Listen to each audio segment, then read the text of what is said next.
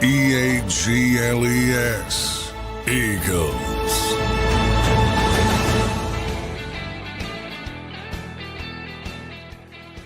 Welcome in, everybody, to a Monday edition of Birds 365 here on JAKIB Sports. I'm your host, Zander Krause. That's my co-host, John McMullen. John, we're in rarefied air this morning. I feel like I haven't talked to you Monday after a loss in a long time. John, how you doing this Monday morning?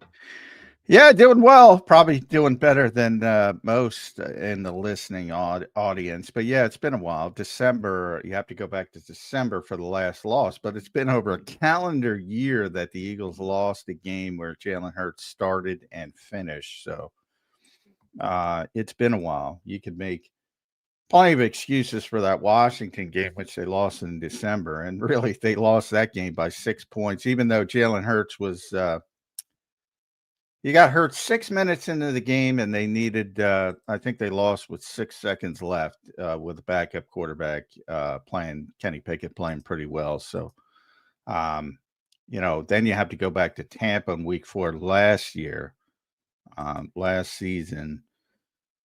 So it's been a while. But they've been living on the edge, man. We talked about it, and, they had that moment. Maybe it's good long term if you want to take the positive route. It shows.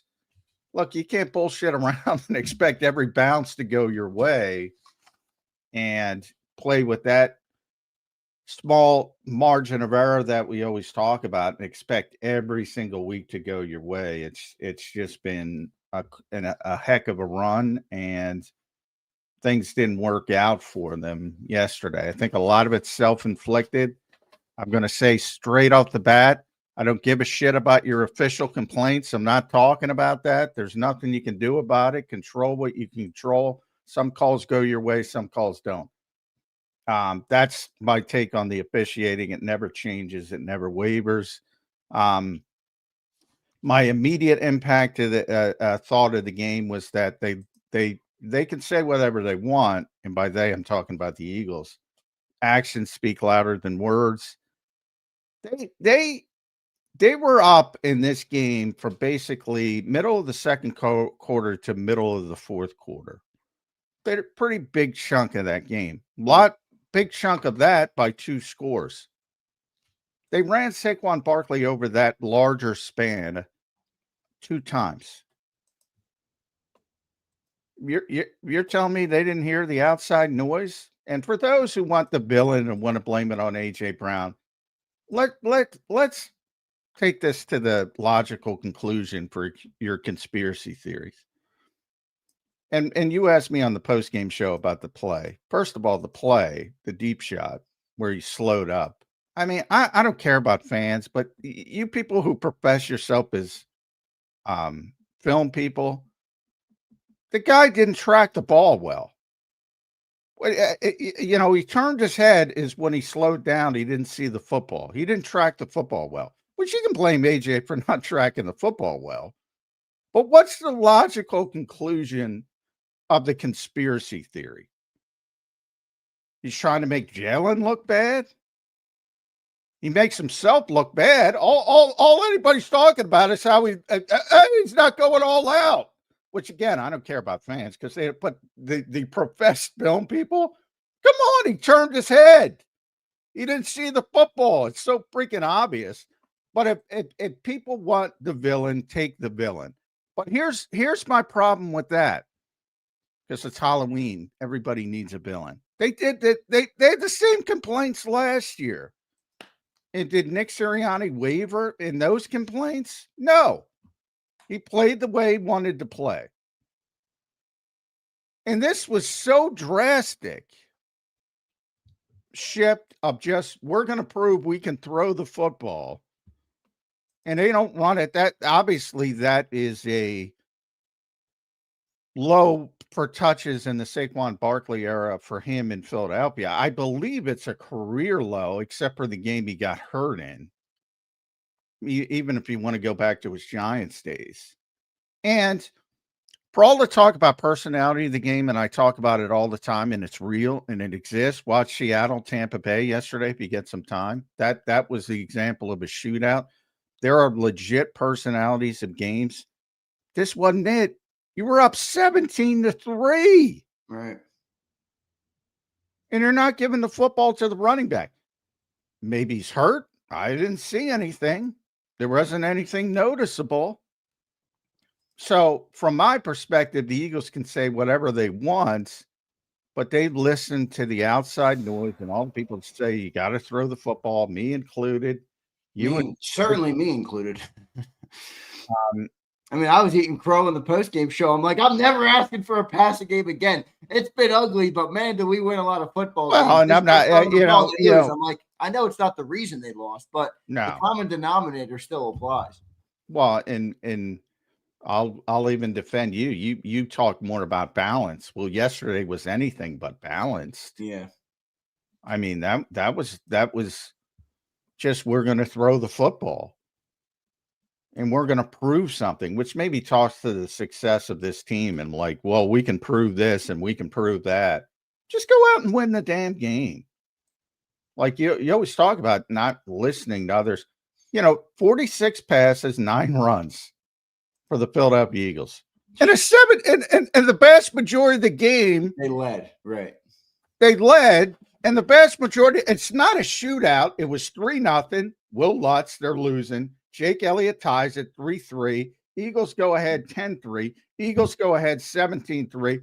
This is not a shootout. They cut it to 17-10 in the fourth quarter. 13 minutes left in the fourth quarter. That to me is the story of the game. And hopefully the Eagles learn from it. Because that's absurd. Like, this is a game where, if anything, you should be able to be as balanced as you want because you're playing from the lead, you're handling things, and they went in the complete opposite direction. And that, to me, if you want to boil it down, there's other things, the penalties and all that shit. Nothing's ever one thing. But if you want to boil it down to the biggest problem, they listen to the outside noise, and I call it outside noise. There's inside noise as well, because obviously AJ wants the ball. Devontae, anybody hear Devontae on Friday? Devontae wants the ball. Yep. But they heard that last year, and they played the way they wanted to play. Well, how much does the run game that's struggling right now factor into this? Because but that's another thing. They weren't struggling. They weren't struggling. At least now, very small sample size. Yeah, right. Saquon had his longest. Here's the irony: Saquon had his longest run of the year in that group, 17 yard.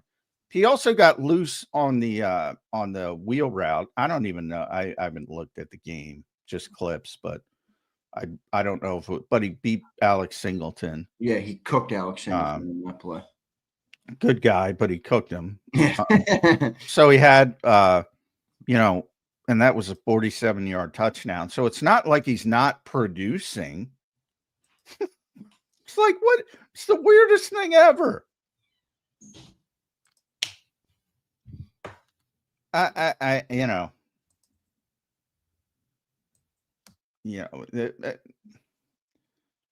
you want to call it hubris, which I say they're they think they can do whatever they want, and they wanted to prove they can throw the ball, which they did, by the way. They threw it fine for the most part.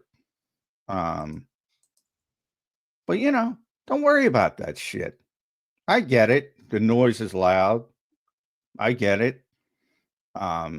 You ignored it last season. Why does it show up here? Well, because I think there might be some truth to Nick Sirianni maybe believed that the noise was right.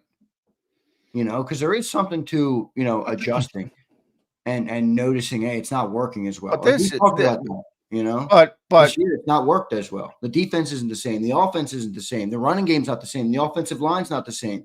Maybe Nick believed it for a second. Well, okay.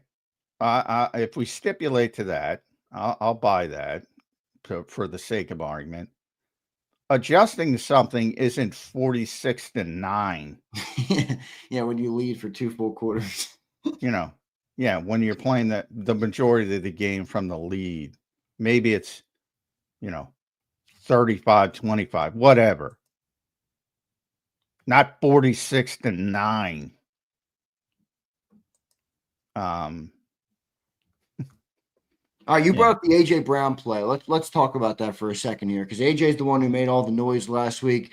The ball comes his way there. I don't know what AJ. I forgot what AJ's total stat line was. I can pull that up for everybody. I'll tell you what he had. AJ was 5 catches for 43 yards in the game on 8 targets, and he missed that ball, John. It did look like he didn't track it, but let me just give you the devil's advocate for what you said, because you said it was very clear he didn't see the ball, and that's when he slowed down.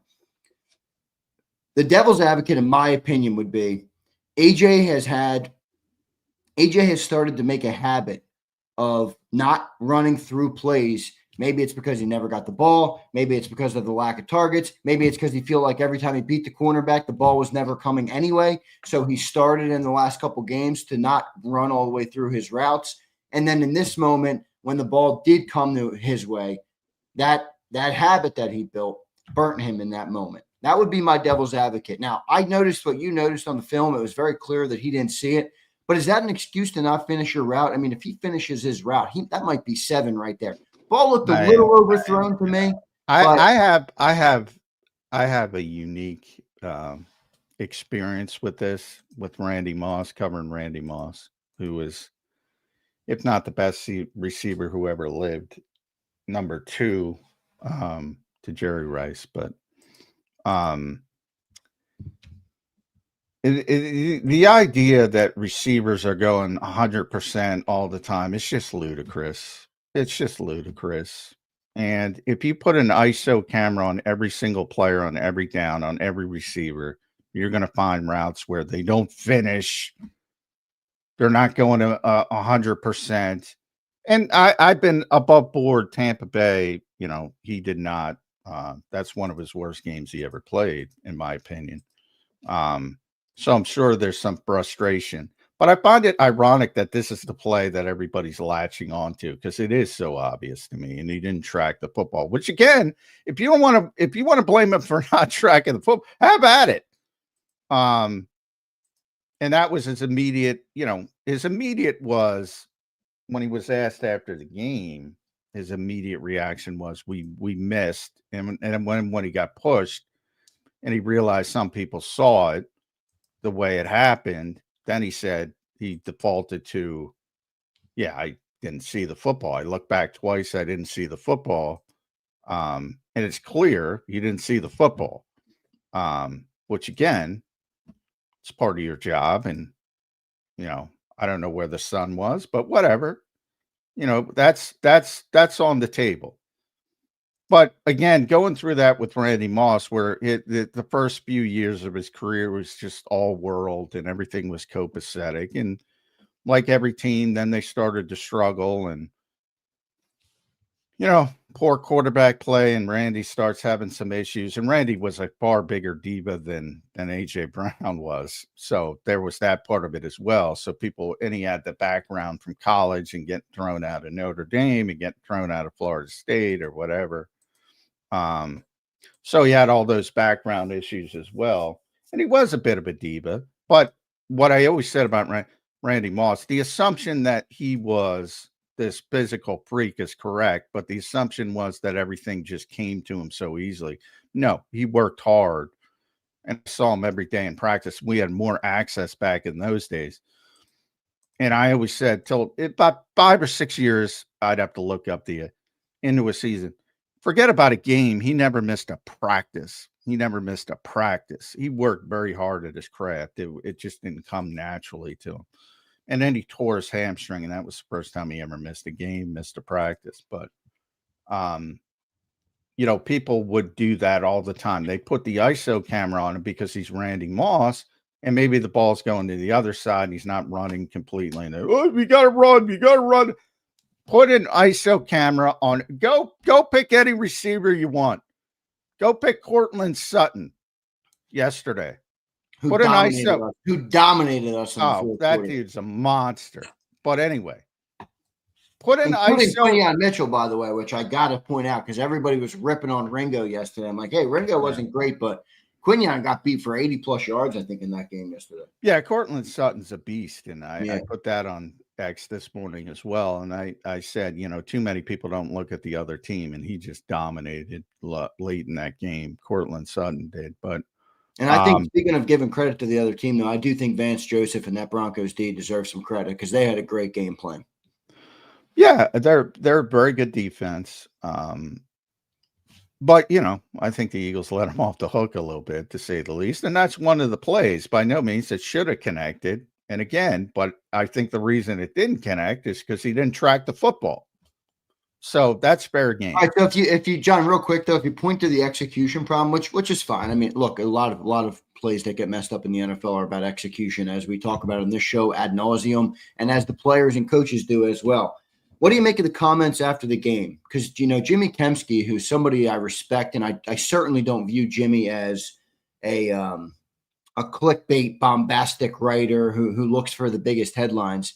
He wrote the most concerning part to him was the commentary after the game about AJ and Jalen and how they're so clearly not on the same page. They're so clearly, he wrote, and I'll quote Jimmy, "It's not that Hurts and Brown are not on the same page. They're not in the same book right now."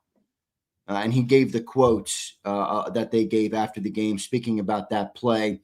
Jalen did say that could have been the dagger in the game, but he did also point to execution. What do you make of the commentary that's coming out of AJ and Jalen and that relationship and just the whole thing?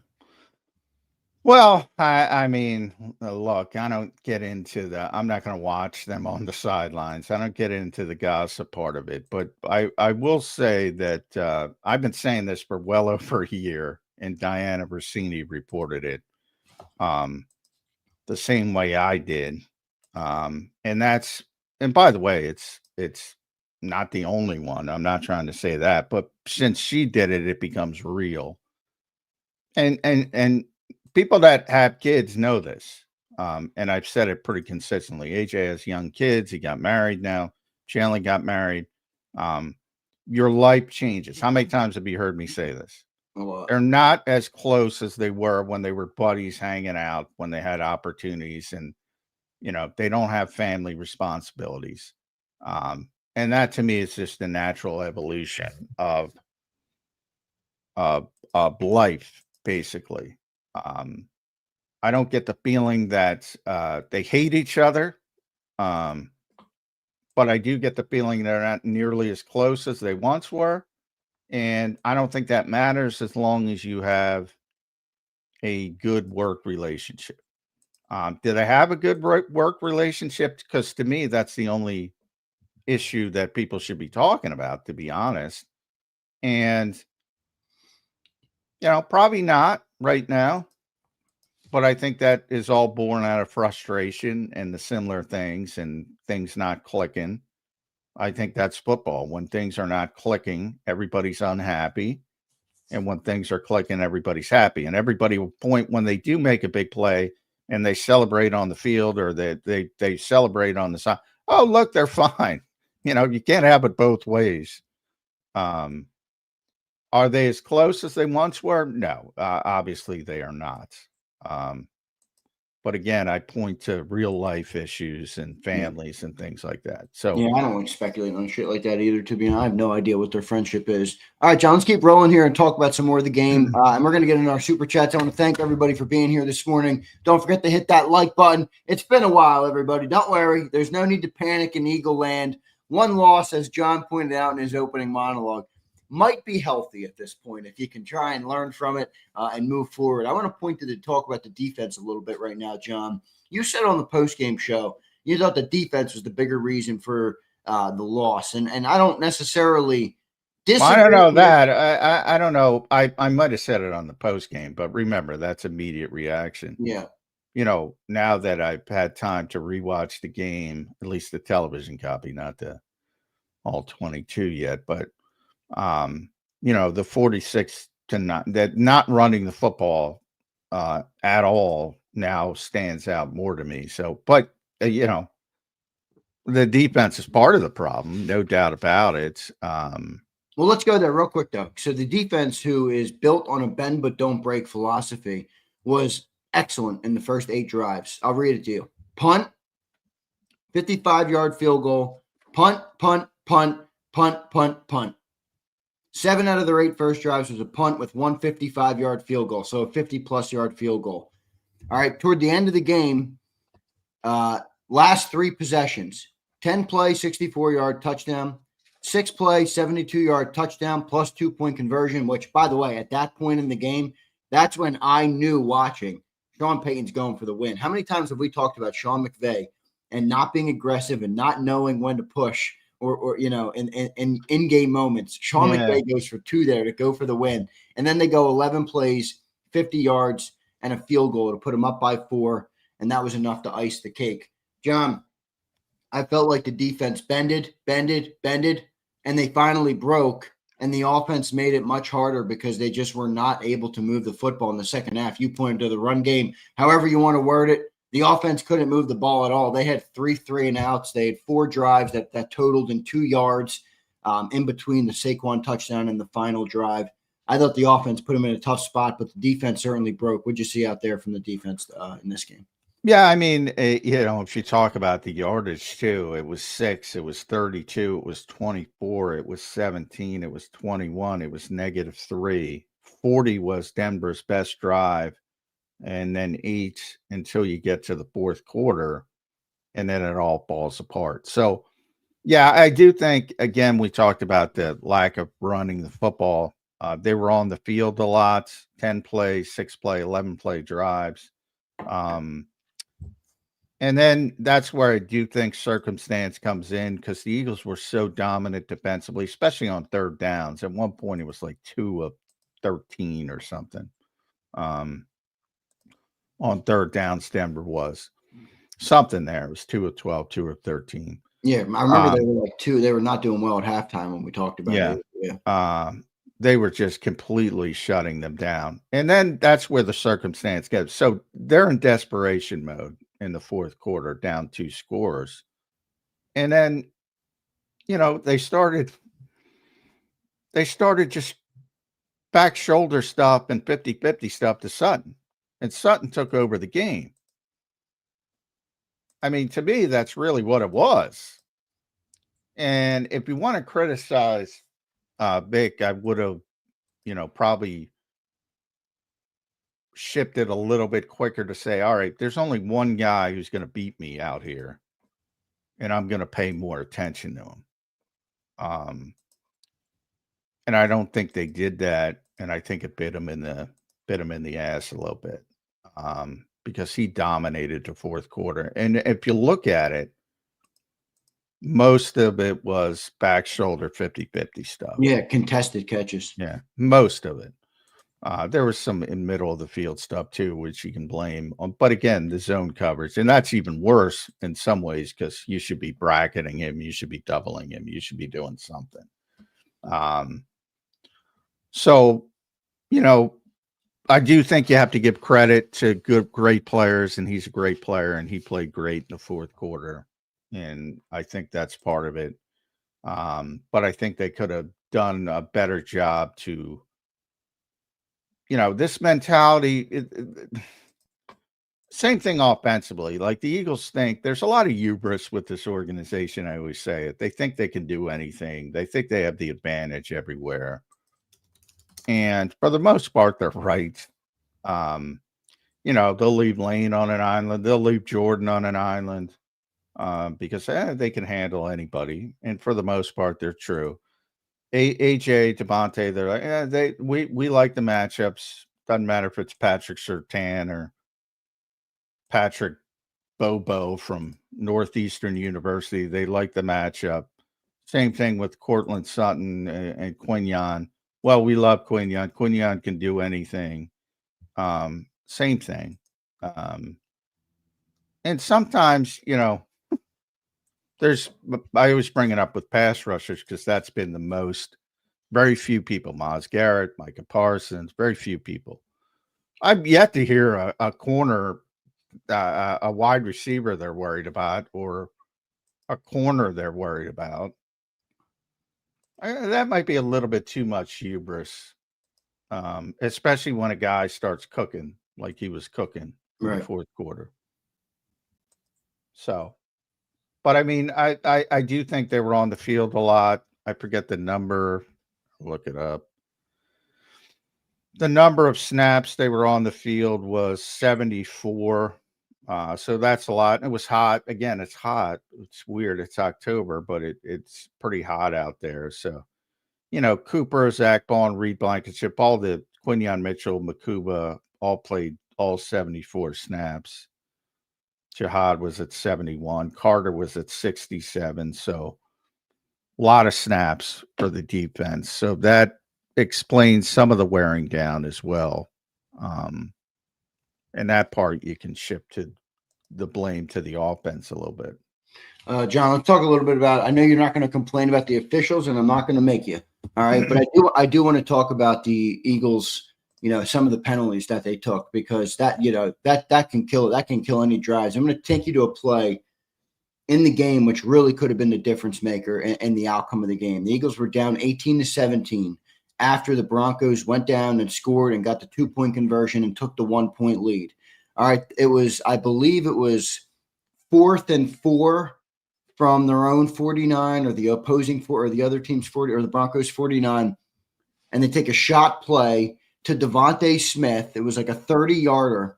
And Devontae made a beautiful contested catch. He goes up, gets the ball, and then boom, penalty flag comes out. And a procedural penalty, an illegal shift. There's a brutal penalty, John, in that moment for this team. What did you make of kind of the penalties that the Eagles took in this game that were, I don't know if you want to put it on coaching. I don't know if you want to put it on lack of focus. I don't know if you want to put it on simply on execution. What do you make of that? Well, that particular play, is not a play the fans should be complaining about because that was properly officiated, number one. Saquon didn't get set, and that's an illegal formation. They had 2 people in motion, and you have to be set for 1 second. And he was clearly not. So that's one they got right. But I don't mind talking about that because the players have been talking about how late they get into the play clock pretty consistently over the past couple of weeks, which is not new for the Eagles. But it's gotten worse this year than it ever has. Last year, and I give True Media credit for this. Last year, they were 31st in the NFL. So 31st of 32 teams. So don't act like it's, I know people want to throw poor Kevin Patullo under the bus. They were 31st of 32 teams last year when it came to the number of snaps with the play clock at 5 seconds or under. And last year they were 32nd, and I think the number was 7.8. I'm trying to look it up. 7.8 seconds last season. The average time on the play clock at the Eagles snap. This year it's only 5.3, which is worse, significantly worse than they were 31st in the NFL last season. So they are 32nd this year. And they have 160 plays this year where their play clock is head to 5. And a bunch of guys talked about this yesterday. Saquon talked about it. Jalen talked about it. They didn't have enough time to run what they wanted to run because they went in motion. I believe they got up to the line of scrimmage with about 15 seconds on that play. They started to play at 9. They went motion. Saquon went motion, got back to the backfield with 2 seconds left, and he had a second to stay still. So they could have done it, but I mean, you talk about you talk about taking it to the limit. They're doing that way too often. And I brought that up a lot over the past couple of weeks for people listening to the show. I think it's a league-wide issue as well, but the Eagles are worse than most. They've always been worse than most. But they are taking it way too close to the play clock. And when you're running motion, again, they're not a big motion team as well. So they're not as familiar with it as maybe Sean McVay's teams or somebody like that, who run it all the time. So that factors into it. But yeah, it would have been a big play, would have been obviously worst case scenario, excuse me. They're kicking a field goal, they're going back on top after the Devontae play, but it was properly officiated. So people shouldn't complain about that. The thing to complain about is them getting up to the line of scrimmage too late to do certain things. And that's something Nick always talks about. Doesn't take any talent to do that. So they need to clean that up, and they need to clean it up quickly. It's a fair complaint. Yeah. It's a fair criticism. But he was not set. He was not set. So should have been flagged, was flagged, should have been brought back. Yep, that's how it unfolded. Eagles took a lot of timely penalties yesterday, man. Yeah, got to clean that up. Goes to the clean operation. John, any other things that stuck out to you that we got to hit here in these opening segment? We got a bunch of super chats. We'll get to those as well. We got an opened up show today. Jeff Kerr is on Phillies duty all day, so he will be joining us tomorrow for a Tuesday edition of Birds 365. Phil's tonight, everybody. Phillies fans out there, they better win tonight or they're going to be in trouble versus this Dodgers team. So we'll see how that goes, John.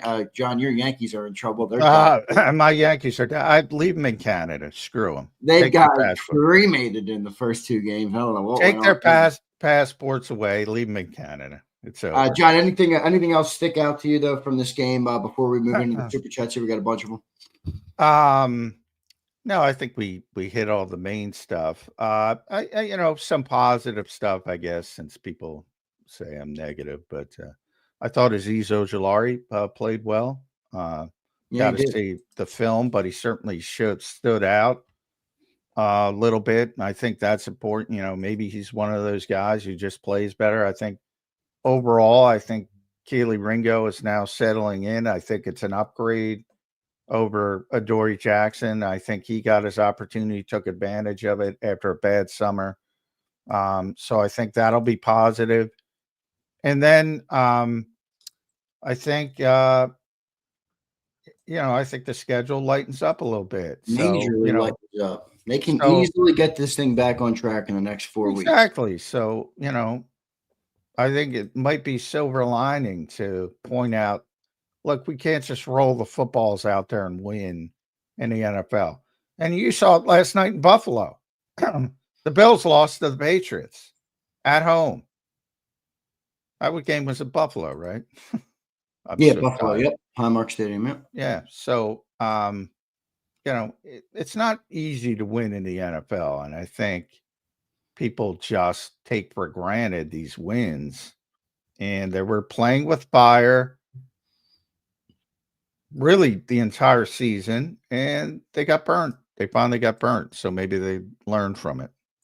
We'll see how they bounce back in this one. Appreciate everybody for being here today. Hit that like button for us. We got a bunch of super chats. Let's go to my main man, James Carver. He's got a string of 3 of them and some 50 burgers. So thank you, James. Nice. Appreciate it, brother. Thank you, man. I appreciate that very much. We'll do I'll tell you what, John, the Eagles might have lost the game, but they hit the threshold for a giveaway. So we will be doing a jersey giveaway tomorrow. And I might do some more giveaways as well. Friday, we did 3 of JAKIB merch. So we'll see how many supers we get today. And then we'll do maybe some giveaways today on Zander Time as well after the show. James Carver says, I know people are going to attack AJ's route, whether he gave up or double moves, never saw the ball, etc. The refs' penalties and balance overlooked dictating the refs' penalties and balance, parentheses, overlooking dictating the quarterback choices. But the biggest issue was the O-line. Last night, look at the all 22 of all games. O-line, especially my favorite Mailata, has been uncharacteristically gashed with speed rushes this year. And it appears it's because he's trying to help on 3-eye slips and 4-5 techs, especially before his kicks to help. So I guess helping out the right guard is what James is insinuating here. And then he continues and says, helping out his buddy, left guard, Landon. Yeah, left guard. Excuse me. My bad.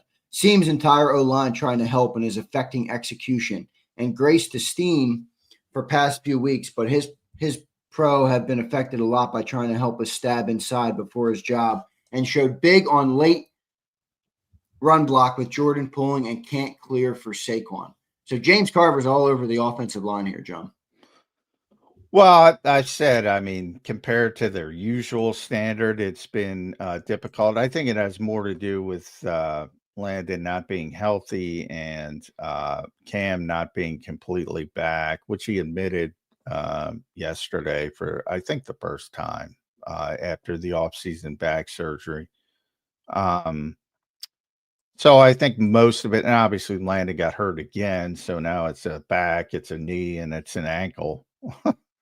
In a short week, I would be even Landon Dickerson. I never count him out, but I would be surprised if he plays on a short week. But we'll see. Yeah, I don't know. I mean, to me, Jordan Mailata has been the best of the Eagles' offensive linemen this year, as he was last year. He's always been the one weakness to his game, if you want to call it that. And it's not really a weakness. He is susceptible to big time speed rushers, like once or twice a game, where he can just get caught because he's such a big guy. I mean, there's nothing you can do about that.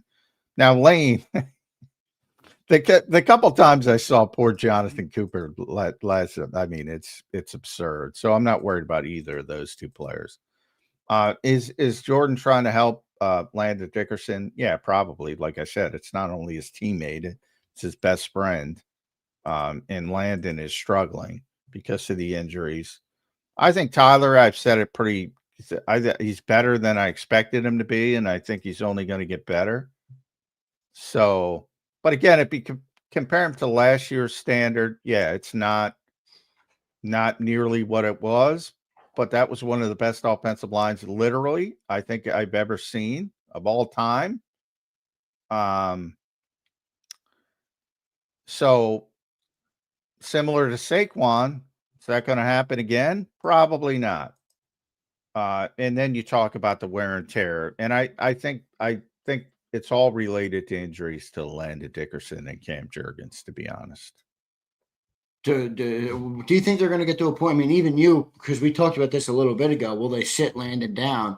And even you on the I don't know if your thoughts have evolved on it, but on the post game, you were like, you're looking at a knee, a back, an ankle. At some point, you might have to look, take a look there. Do you think they'll sit Landon down? I don't know what the report is. I think he's not going to play this week, but that's just speculation because it's a short week. Yeah, Thursday game. But I think he'll be back in what's the game after the mini bye, Minnesota Vikings. I think he'll be back for that game. I mean, he's Landon Dickerson.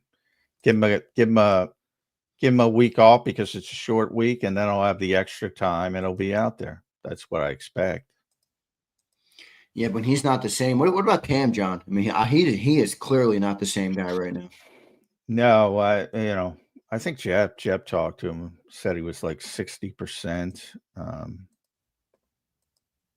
Wait, Cam said that after the game? Yeah, I think Jeff McLean. Because I haven't heard him talk about that at all. I'm not it, but I haven't. Let me see. Seen it reported or talked about it at all. I think, yeah. He just. So here's what he said to Jeff: every game is getting a little better, but it's football. You go out there; it don't matter if you're 100% or 60. So I conflated that. He didn't say it was 60. He didn't say 60, but he used. You can go out there no matter if you're 100% or 60%. Your play is your play, which he's right. I mean, people only judge your play, but he's not healthy, which is what he's saying. So that was the exact quote. But so I apologize for that. But yeah, he's not healthy, not 100%. And that's part of it. And he had back surgery. We talked about that a lot. That's something that lingers, and both of them are not playing up to their standard. Although I think Cam played better early in the season than Landon did. But then the Tampa Bay, and I got to rewatch, especially when it comes to the offensive line, I got to rewatch it. But he didn't play well in Tampa Bay. And that some of that is Vita. And then I didn't get the feel that he played that well against Denver, but I have to rewatch it. Yeah. All right, James, thanks for the super chats, brother. We got 3 big ones from James. James, we appreciate you, brother, as always. Let's go to Prince. What's up, Prince? Good to see you in here, brother. He says, J-Mac, I call bullshit on your A.J. Brown take. He's a captain. Smitty doesn't take plays off. Shit, Saquon wasn't crying about his touches. Accountability. Well, I would say, Prince, take accountability for your comments, because if you can point to me when AJ was complaining about his touches, please show it to me because I haven't seen it. He's complaining about the effectiveness of the offense. He is a captain. He was voted a captain by his teammates. Smitty doesn't take plays off, I think, is an interesting one. How do you know? Do you have an ISO camera on him? Like I said, put an ISO camera on any receiver in football. Go to the all 22. Pick any game. Don't pick an Eagles game. Pick a big time receiver. Yeah, but does that bail AJ out in that play? Like if that play, because Jalen called it a shot play. So if you have a shot play, why are you pulling up that early in the route? I mean, you got to run through that route, even if that ball never comes. I already explained that. He didn't track it well. Right. But my point was, even if you don't track it, shouldn't you be running through that route? You're turning your head. Again, he's not a robot. It's not Madden. Yeah, no, I get that. You're turning your head and you immediately start looking for the football. Like tracking is a big thing in the NFL. People should have learned this from Nelson Aguilar, who was always open, but had a really difficult time tracking the football down the field. It ain't easy. You got to pick it up. Darius Slay used to talk about this from. It's even tougher for defensive backs because they got to turn their heads and bang, figure out where the football is. And Slay used to talk about how it was so much easier in college because they have the white stripes, and you could pick up the white stripes, and they don't have that in the NFL on the football. And you're often as a corner, you're turning around, you got to pick up that ball immediately. Well, when you're running your head down, and you immediately turn around to look, you're naturally going to slow down. You're naturally going to slow down. And then if you pick it up, you gear up again. And he didn't pick it up until way too late. So again, I think that part of it is legitimate criticism. If you want to, you didn't track the ball, and that's part of his job. And he admitted that, by the way. When he was pressed, and he first wanted to say, well, we just missed a big shot. But yeah, but to the point of the conspiracy theorist, again, follow your conspiracy to the end. What is the goal? First of all, define your conspiracy, and what is the goal of AJ Brown? To make Jalen I don't think look. he had a goal other than that he's been dejected by this offense. And in a moment where they needed him, that dejection, which has led to him pulling up on more plays, I think, than I've ever seen. I know you say every receiver doesn't run through every play, which you're probably right about 100%. But I think it's reared its ugly head in ugly ways, and I think that was one of those plays. Well, I think that's a better criticism in Tampa Bay, which I think he legitimately didn't play that well. I think that on this particular play. I mean, to me, it's so obvious. It's ludicrous. He didn't track the football. This is not the play to use that as the identity. This is not the play. If you want to go back to Tampa Bay and say some of those routes were hardly, he was rounding off routes, typically untypically. Yeah, I'm all on board. I don't think he played his best game. This is crazy to me. This is one of those that's legitimate crazy to me. And not so much fans as some of the film people. I'm like, are you kidding me? It is so blatantly obvious. He did not track the football. Which again, that part of it, up for criticism. No problem with it. Because that's part of a receiver's job, and it's not always the most easy thing. But similar to what Cam said, if you're out there, you get judged on your play, which is part of the gig. But it's October, it's Halloween month. People need a villain. If you want AJ to be the villain, Yeah, I'm that's not trying to fine. make him the villain. I'm just not saying I you. just don't. Yeah, I just don't think he should be bailed out completely. Like On this particular play, I think he should be bailed out completely. If you want to go point to some of those I routes don't in know. Tampa, I'm looking at it right now, John. Looks like he slows before he even looks for the ball. It was first off, it was a double move, so I think we have to point in. There is time. he Like, slows when he turns his head. I'm looking at it right now. Look at when he turns his head to look back. yeah, he comes or he makes the double move on the safety. Clearly, And look at the turn of the head. Just focus on the yeah, head. I see That's it. when I he got you. slows down. I see it. I see it. I see it. That's when he slows down. I think another thing you see when you slow this thing down, though, is holy shit, that safety got burned. Dude was But by the way, he played a good game overall. Huff, Huffnet, the old I don't know full-time though, receiver. dude. When John, when he looks, man, he really slows up. Like, are you supposed to be slowing to that level? Boy, man, yeah, this is one where I can't even give 10 seconds of time. All right, Like, well, you admit this part of it then. And it's fine if you want to bail him out on this play.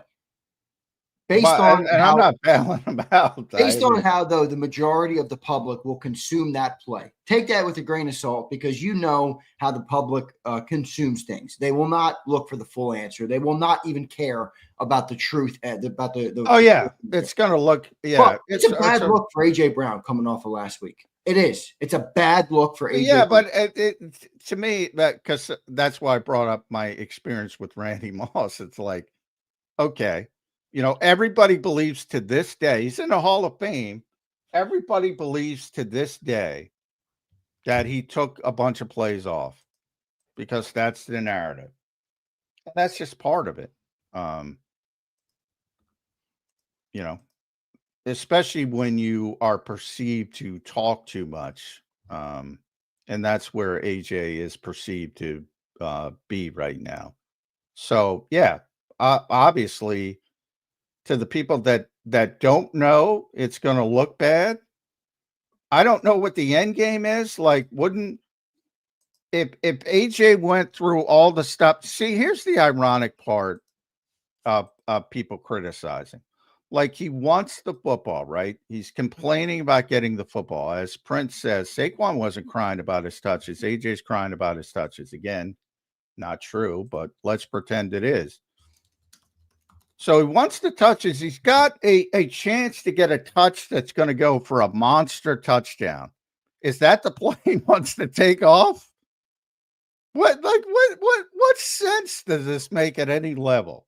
No, again, I think the better explanation is that the weeks prior, which have clearly been frustrating for him, as we saw it boil over last week, led into him taking a play or not thinking the ball was coming his way. And when the ball actually came, it ended up costing the team because I will just say again, if you want to go back to Tampa, I can entertain some of these conversations.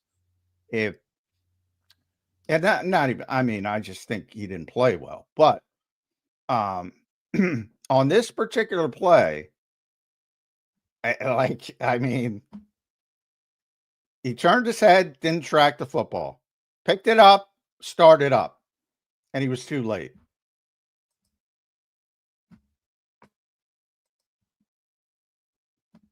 To me, it's pretty simple. On this particular play, didn't pick up, didn't track the football. I don't think he thought he was getting the football, and that's why he pulled up. I think he didn't track it.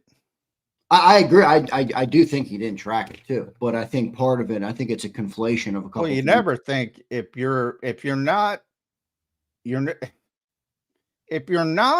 I don't know what the progression of the play was, but I believe he said yesterday he wasn't expecting to get the football, so he's not Was hiring. that ball late coming out, John? I mean, I have to look at it again, the first part of it. But no, I mean, he overthrew it, so by definition, it can't be late. But again, he, if AJ tracked the football properly off the hands, I don't think it was going to be underthrown. So I don't think there was any issue from that standpoint. But I think that was all tracking. I mean, it's the idea, and again, he's a very bad. I will say this about AJ: he's very bad at explaining his conspiracies or covering his conspiracies, because he said he wasn't expecting the football, and then he turned around and tried to pick it up and didn't pick it up till late. But unless you're a deep shot that's drawn up and you're not the first or second progression, you're never going to expect to get the football. To me, it's just, that's just part of it. But that's not to say you lollygag it, which I just don't see evidence of. If I did, I'd say it. He did not track the football. People will be arguing that one all week long, I'm sure, when it comes to A.J. Brown. John, I think it's a fair question to ask, at least. Did he overthrow it? I mean, I think it looked like a mild, but he overthrowed it in the moments. Like when I said, because A.J. made it look like an overthrow. Yeah. But AJ, it's just assuming for a second, AJ runs through that route. I think he makes the catch, but I saw him open, and it was way overthrown from that, but not way overthrown, but pretty significantly over. But after seeing the video of it, if AJ picks it up, if AJ tracks the football and gets it right off his hand immediately, he probably catches it. I don't know that for 100%, but he probably catches it. Yeah, I agree. I think the ball was put in a good spot if AJ had ran through the route. Let's go to some supers. People got comments on this. I would not say that. See, I disagree with your assessment of it. I believe if he would have run through the routes. I don't think running through the route is the difference. Tracking the football is the difference. All right. Well, if he tracked, you can believe what you want to believe. What would he have done if he tracked it? He would have ran through it, right? He would have picked it up, and he would have turned on the second gear a little bit quicker. But to me, the idea, the way that you describe it, you can have your opinion. I'm just saying I want to differentiate my opinion, because I think that's where fans get conflated of he just lollygagged it by not running through the route. No, he didn't track the football, and he didn't pick up the football early enough to get where he needed to go. Fair enough. Let's get to the super chats here. Dirty Air says, are we going to ignore the fact that AJ announced on social media he was going to quietly withdraw from contributing? Hard to defend that play when you remember that. Well, I mean, come on, Dirty Air. I mean, he announced on social media that he was going to quietly withdraw from contributing. Where he put up a Bible verse. That said that, though. I mean, you could have any you could take the baton, and this is one of my criticisms of AJ and why he shouldn't have done that, because people take that baton and go any way they want to go. There's no talk about contributing and withdrawing from contributing. None. Zero. So anybody can have any opinion or any interpretation they want, and that is why AJ made a mistake, because he opens up the people that want to go with the baton any way they want to go. But there is no actual talk of targets. There is no actual talk of, I'm going to withdraw from contribution to this team. If he announced that, he would have been either benched or traded, or something, or suspended for contract detrimental to his team. There was nothing other than people's imagination that could take it in that direction. But that's AJ's fault. I will say that, because he left up. That's why you shouldn't do what he did. Because you leave it up to individual interpretation. James Carver checks in. Appreciate it, Dirty Air. Appreciate everybody for the super chats today. We'll get to all of them. All right, plenty to talk about here. The Birds lose their first game of the year, 21-17 By the way, a hell of a play by Sean Payton to have the guts to go for it on 2 there, make it a 4-point game. That's a completely different outcome had they not gone for 2 there. Then they would have been up by 3, and the Eagles would have had a chance to tie. James Carver says, people overlook the fact that, 1, every receiver slows on every double move to track, and they necessarily do latent in progressions because they're also looking to break off a route relative to QB movement. Yeah, thanks, James. You did a better job than me, evidently. Like the absurdity that receivers don't slow down when they turn their heads tracking the football. I mean, that's the part I can't have a conversation. I mean, like, again, you pick another team. Look at receivers. They're not Madden characters. But there's degrees, right? Like, did he slow up too much? I mean, it looked like he almost completely took his foot off the gas and then put it back on. He did not locate the football. And he was trying to locate the football. And when he located the football, then he turned it on. That's what receivers do. All receivers. Good ones, bad ones, indifferent ones. But yes, they are not video game characters. And when they turn their heads to look for the football, it is going to impact their movement. Bobby Murphy says, you can't be crying on social media for the damn ball and create all this drama, then quit on routes the very next week.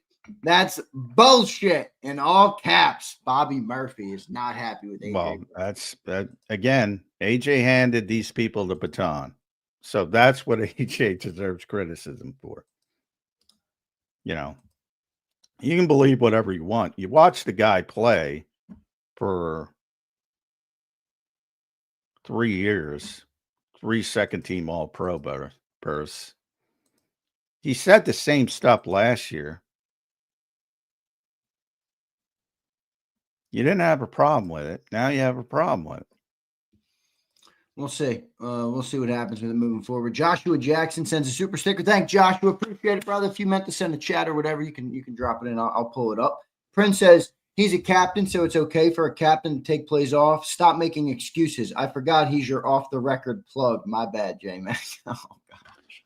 Yeah, well, I look, I have a tremendous respect for AJ as a player and a person. Whatever. You don't. You're the Eagles fan. I mean, look at what he's done for you. He's done a hell of a lot more for you than me. And you're the one who bails on him. And you're the one who doesn't know how to watch film. So, I mean, it's like, the guy said the same things last year. The Carolina game. And by the way, did anybody hear Devontae talk on Friday? I did. Did he say the same things essentially? Yeah, as AJ? He did it in a little bit of a better way than AJ, but he Sure. did. I freely admit, but nobody has heard me say AJ handled it the right way. No, I criticized. the way. You criticized him from jump on that. Correct. And this is part of the reason. You guys take the baton where you want to go, man. And you guys are convinced that this guy that you saw dominate for the Philadelphia Eagles for 3 years is all of a sudden taking plays off and not doing this and not doing that because it's Halloween and you need a villain.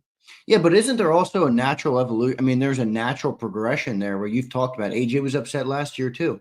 Now AJ's upset at the beginning of the year this year too. Does that not play into the human psyche at all of AJ not maybe doing it all? I mean, that's what I mean. That's where I'm more pointing to, that I think that it's been. Well, this is not go back to Tampa. This is not the play for you. This is not the play for you. Go back to Tampa and say, why didn't he play well in Tampa? And I think it's more about execution, but is there the human nature aspect of he's upset about how the offense is going? Sure, that factors into it, no doubt about it. But that particular, I'm telling you, that play ain't it, man. That play ain't it. That just ain't it. You'll be we'll be talking about that one a lot this week. Well, hey, I can't, I would say anybody who goes in that direction and says he took off on that route is somebody you shouldn't be listened to when it comes to evaluation. Yeah, the court of public opinion has been determined in that one. Let's go to some more supers. Lauren says, I agree with this one. Lauren says, one word, discipline. Haven't seen it at all season from anyone. The season started with Jalen Carter getting tossed for hawk tuing on Dak Prescott. Need I say more? Lauren, come on, Lauren. 9 in the morning and you're hitting me with the hawk tua? Oh, well, I mean, yeah. I think so. Yeah, certainly. With certain players, Jalen Carter being the most notable. Yeah, I mean, he's got to clean it up. But the Eagles have been honest about that. They haven't defended those actions. So, it is a very emotional game, as you can see by the emotional reaction to one loss in a calendar year.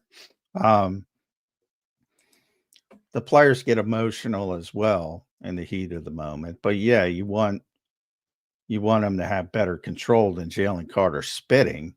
I think everybody realizes that, but maybe not. Lauren, thanks for the super chat. All right, good one.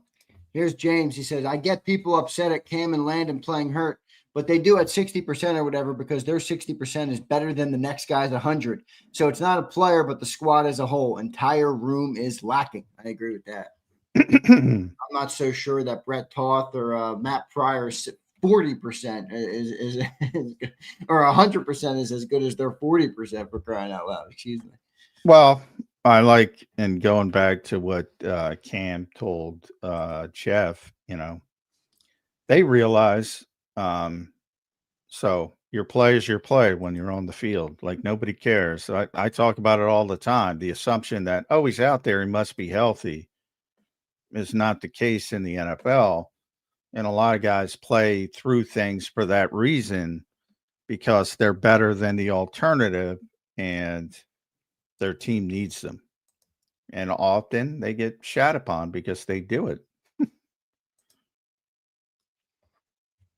Fair. Fair. We got a bunch more super chats. We're going to get to all of them. We got still plenty of stuff to talk about in the football game too that I want to get to as well. We hit on most of it, but there was a lot of bad and ugly. Only a couple good. Devontae Smith had a big game. I think that's fair to say. That's good because you mentioned his talk on Friday. He had 114 yards on 10 targets. Yeah, would have had more. Would have had more if not for the penalty, which was the not getting set legal formation penalty.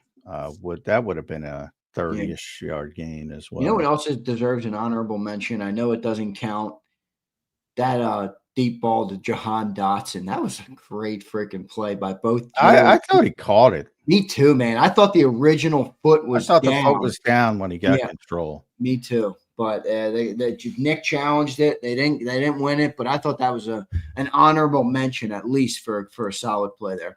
Worst behavior. What's up, Worst? I know Vic has enough on his plate, but this offense is straining the defense with always being on the field. Can he help Nick adjust? I agree with that 100%.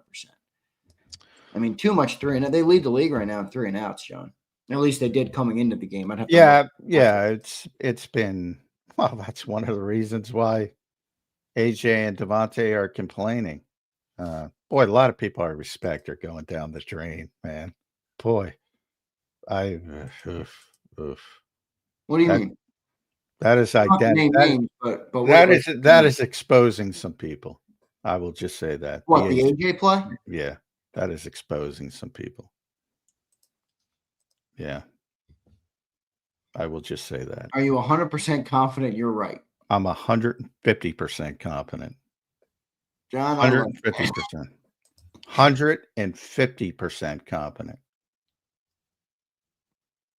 Yeah, I mean, I'm looking at it again. The way I'm interpreting this, and I'm not going to make you name names, but the way I'm interpreting is that there's football people that you respect. There's football guys and there's non-football guys. And there's I've used one guy. My guy, Andrew DeCecco, is a football guy.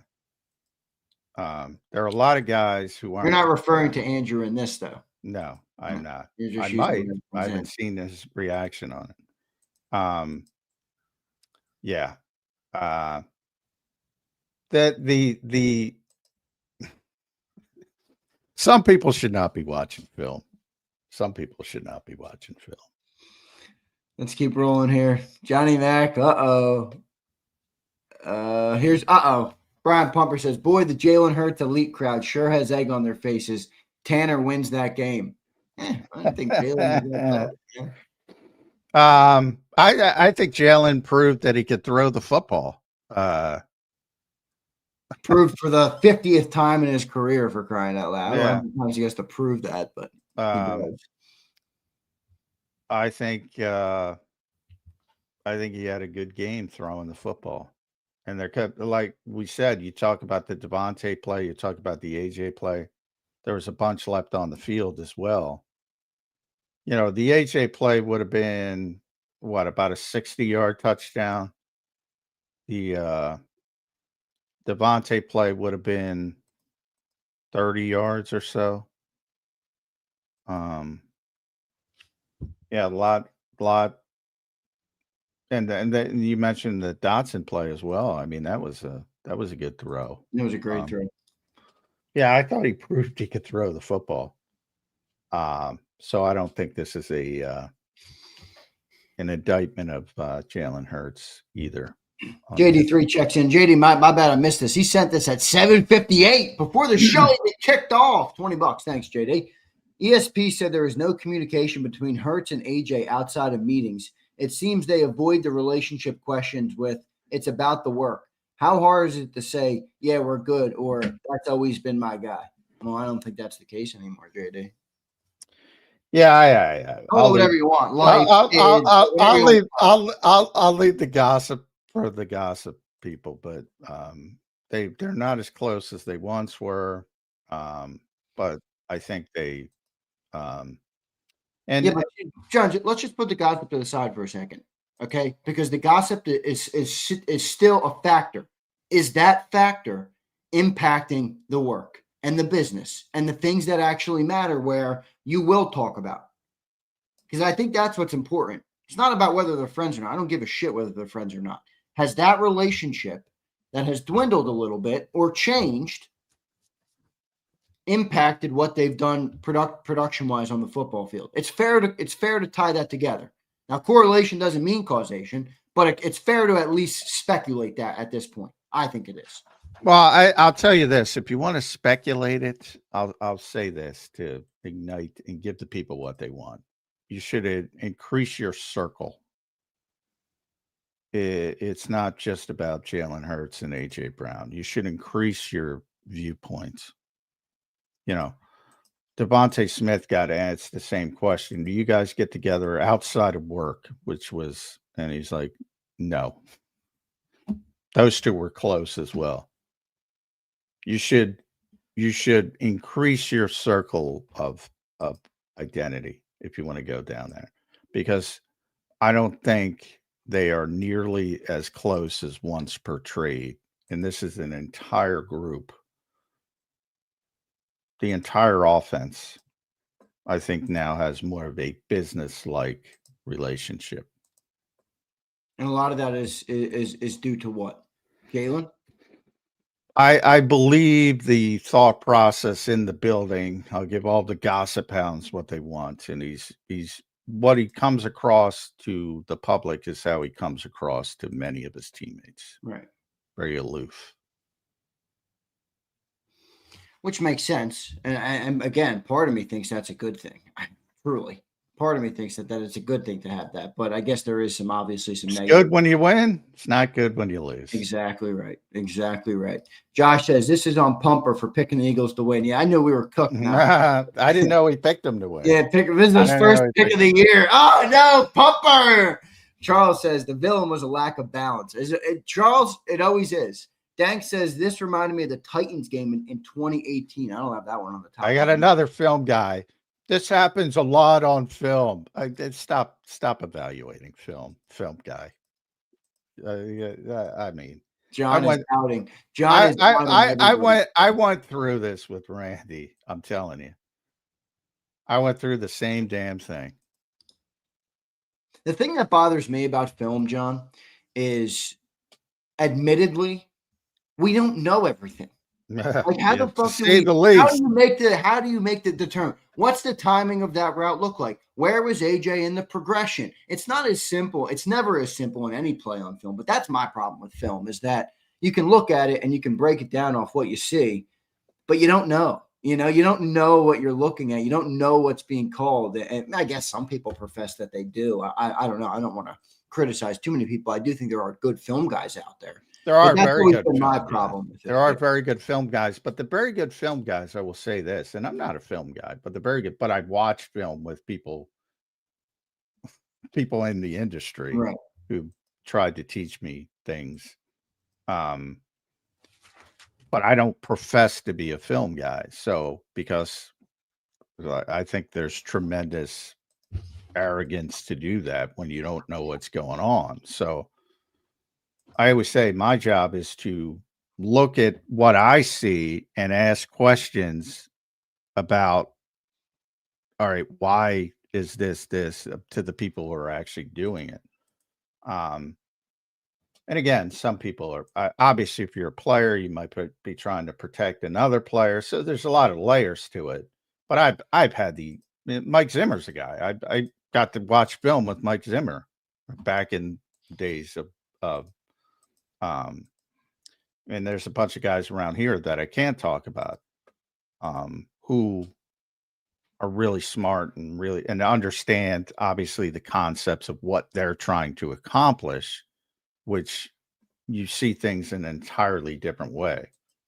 But in the case of, boy, I went through this. I went through this with one of the greatest receivers of all time. I went through the same thing. And it's just, it's like, it's shocking me back to that time. And I'm like, oh my God. Come on, guys. J-Mac losing some respect for some people out there. Abe says AJ wanted the ball so bad that he effed up the catch for Smitty in the end zone. High point ball. Yeah, that's something we haven't talked about. That was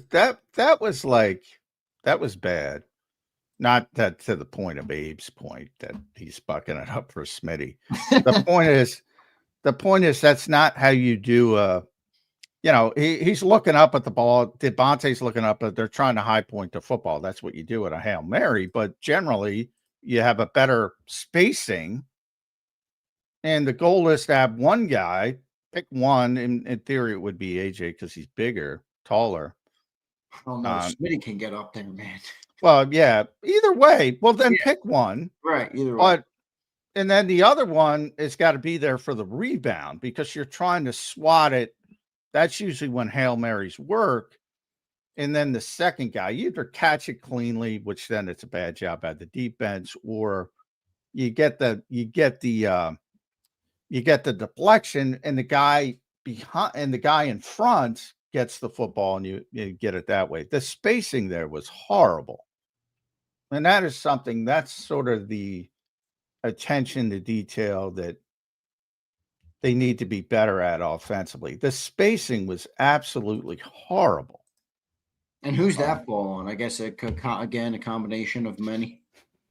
Yeah, well, that's coaching. I mean, in the minute you're just trying to you have to have a plan in that type of situation. Like I said, identify now there's more than two receivers, but of those two, I would say, all right, you try to deflect the ball, pick one, and the other one try to, get the deflection.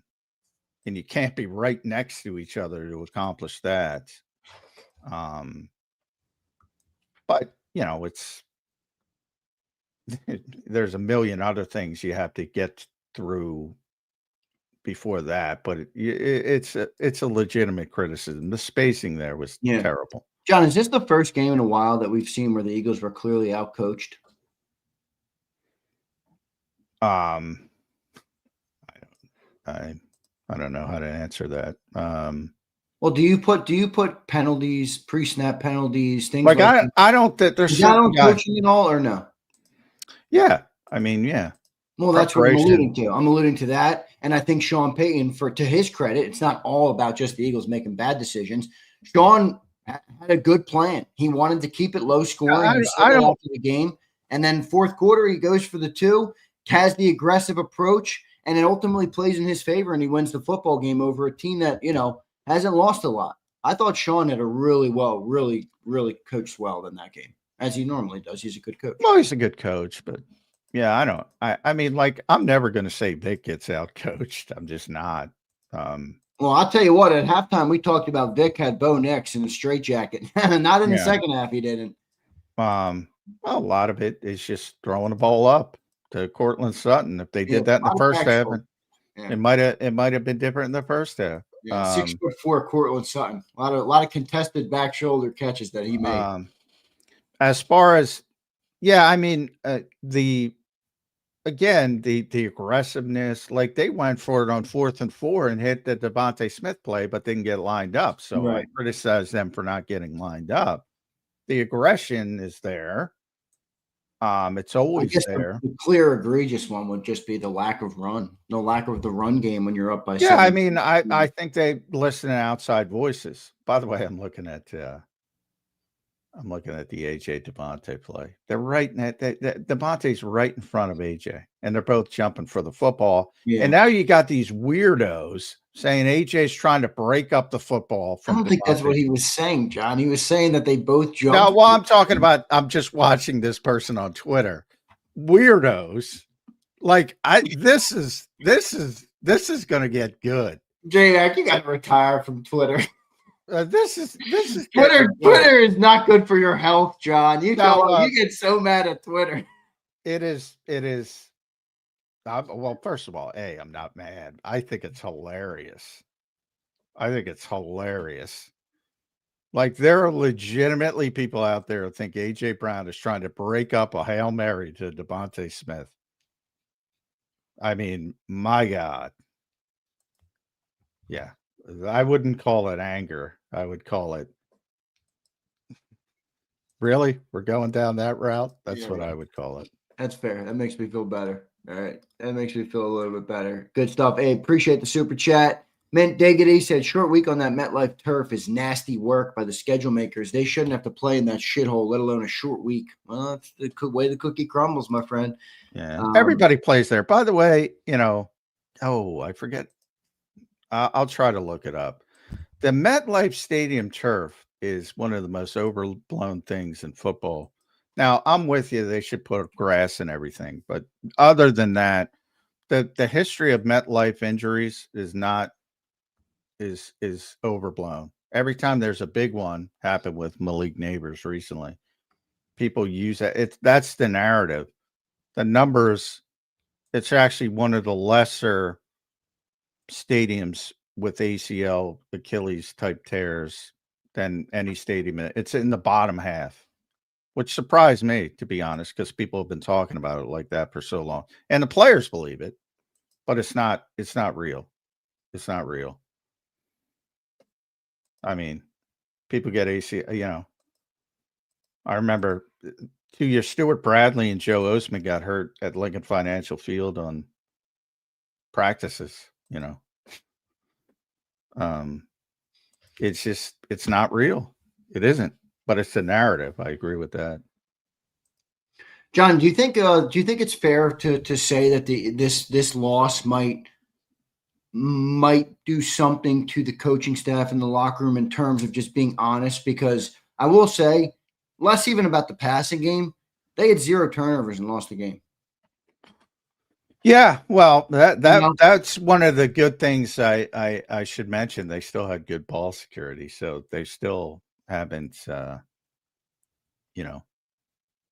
haven't gone down a dark route there. So that's a positive, and that remains something that is, to say the least, a very good part of this team. But yeah, no takeaways. That's true, right, Josh? It was no takeaways.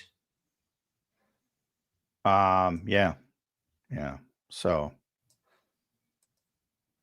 That's the more troubling part because they never turn the football over. So that's sort of like the common. But they happen. And if I go and I was expecting, and I said, I think my prediction was they'll win a close game again. They'll struggle offensively. Bo Nix will have the ball with an opportunity to win the game, throw an interception. So I expected a couple Bo Nix turnovers. So that part, I would say the defensive not taking the football over is somewhat concerning against a quarterback like that, which I thought typically they take advantage of. We'll see. We got a bunch more chats. I'm looking at EJ Smith did put up an all 22 look at the AJ Brown throw, and he says it looks even worse on film. So I'm telling you, there's going to be a lot of conversation about this. Here's Prince. He says, J-Mac, I noticed that in 21, 23 in this season, the offense is always considered predictable. Why is that, you think? Let me read that again. I think they were predictable last year too, Prince. It just worked. Oh, yeah. They're very predictable. They've been very predictable. They're predictable this year too, though, right? You do. Yeah. Oh, yeah. Oh, yeah. It's a tremendously simple, predictable. I've been saying that since 2021 when they scaled back. Right. It's always been that way. Not necessarily a bad thing. Not always a bad thing, but you got to be able to execute. I mean, the 90s Cowboys, everyone says they were the most predictable team. They were. It worked, though. It worked, man. If it's not working anymore, maybe we got to change it up. I always bring up Hal Mummy on UFL, XFL, whatever they make up. And again, the biggest play call that people don't know is run it again. We're running the football. And that's why I thought it was interesting that people got to see it.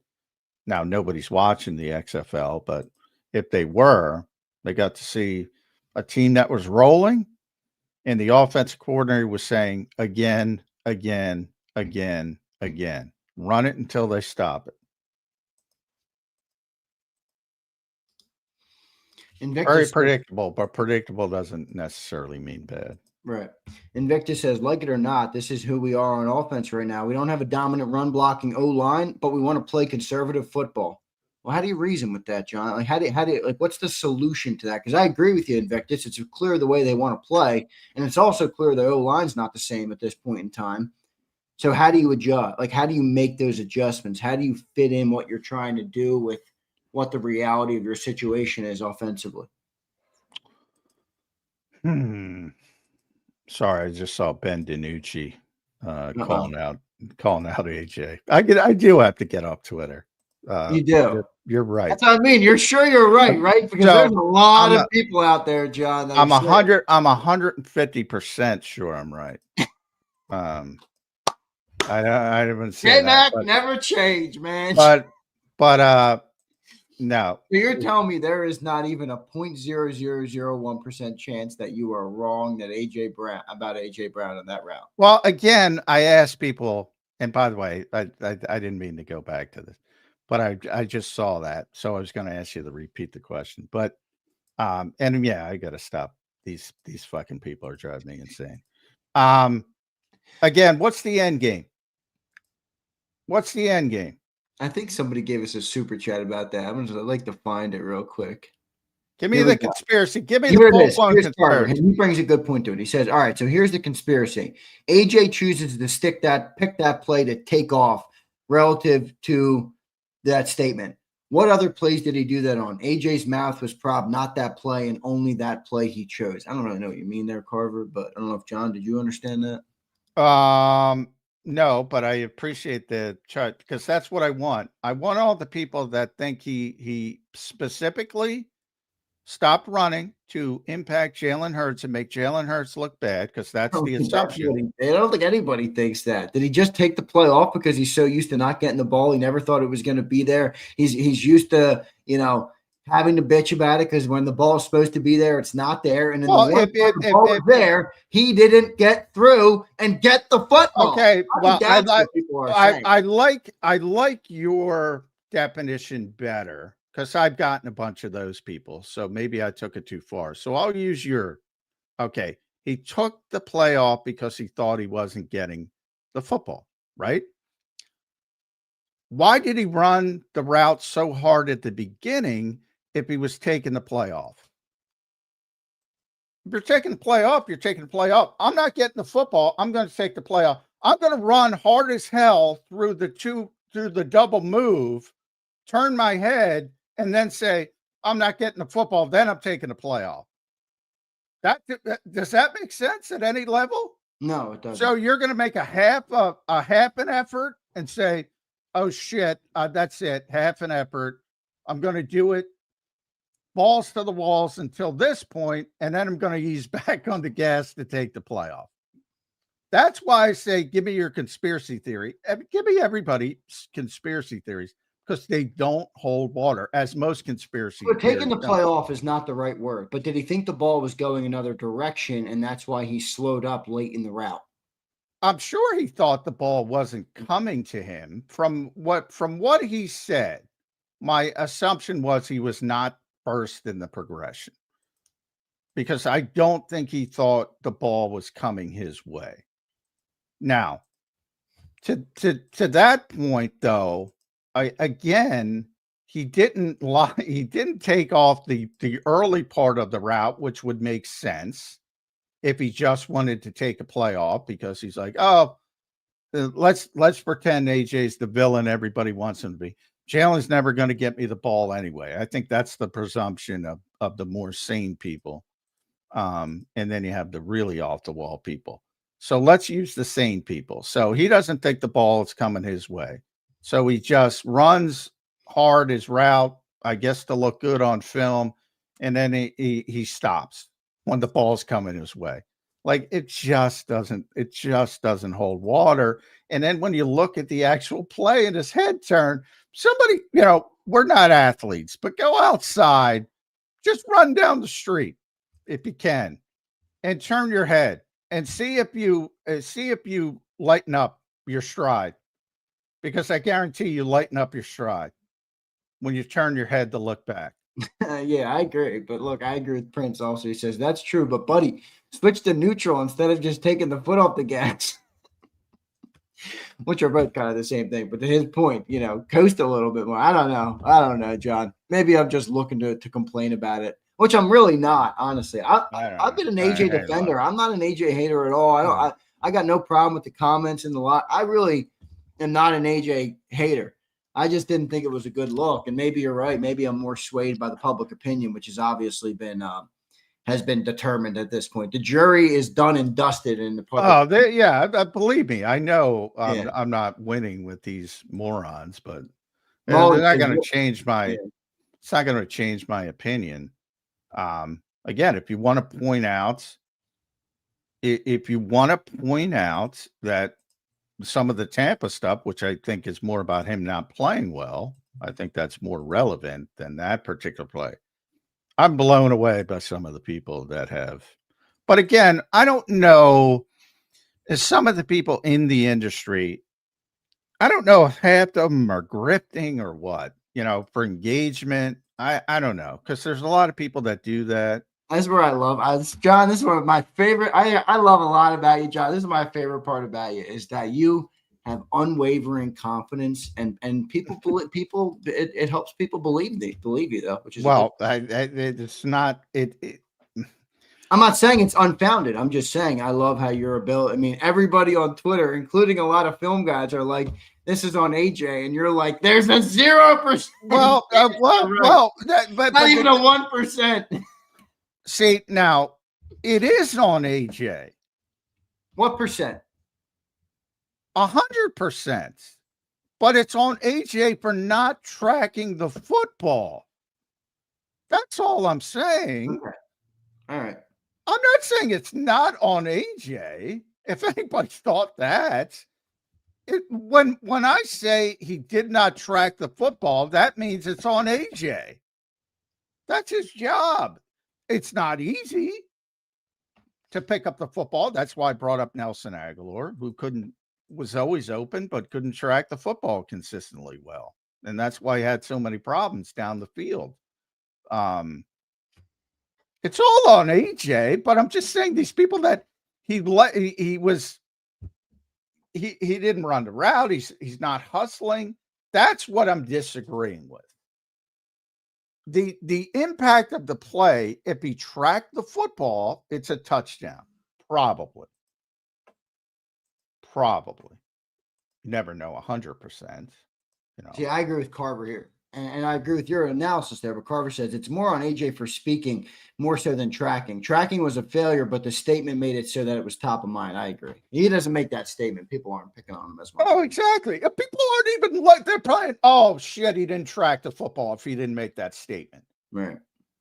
The same people that are telling you he did this and this is the problem and this and blah, blah, blah. If he doesn't put that thing on X, they're not even discussing this play other than it was a missed opportunity. The same people. Thank you, James, for helping me. There you go, Carver. We got a lot of, holy moly, everybody. Molly said, we'll be fine. Wasn't going undefeated. Keep up the good work. Yeah, I will say, there's a lot of people who are like, the Eagles are, guys, it's week 5. They lost one football game to an AFC opponent. Best record in the NFL. Come on, guys. It's all right. I think we've all gotten to a point where we just don't, we never lose. So, we're a little bit in uncharted territory for the first time in a little bit. So, it's all good. The Eagles aren't cooked at all. I think they're still in a good spot, to be honest. I think they can learn a lot from this game. And maybe it is an optimistic perspective, but I do believe that they can learn a lot from this and get better. Alexander Harris says, I see people blaming the new offensive coordinator for the offense, and I find it weird. Out of the top 10 offenses in the league, 4 of them are new offensive coordinators, the number 1 offense in Dallas with the new OC. Stop blaming Kevin. Well, I don't know if that's the reason not to blame Kevin. And I don't. Well, I think to Alexander's point, though, there is an element of people who think like new offensive coordinator comes with a set of problems. And I think Alexander's highlighting that doesn't always mean that's the problem. Oh, yeah. But I hear you. There's a lot of things going on with the offense. We could also use what Alexander said as a more of a reason to blame Kevin. But exactly. I digress. Well, that's what I mean. But no, I don't think you should make an excuse for Kevin because he's new, and I don't think you should think the problems are on Kevin because he's new, if that makes sense. I don't think the problems are because Kevin is new, and I don't think Is it that he's not good? Well, I mean, was Kellen Moore good? I think people think Kellen Moore was good. I don't know. I never thought he was that great because we were. Oh, you're on the show with me. I'm talking about most people think Kellen Moore was really good because the Eagles won the Super Bowl and he got a head coaching job. Right. Most people outside think he was really good. I don't think he was really good. I don't think Kevin has been really good this far, to say the least.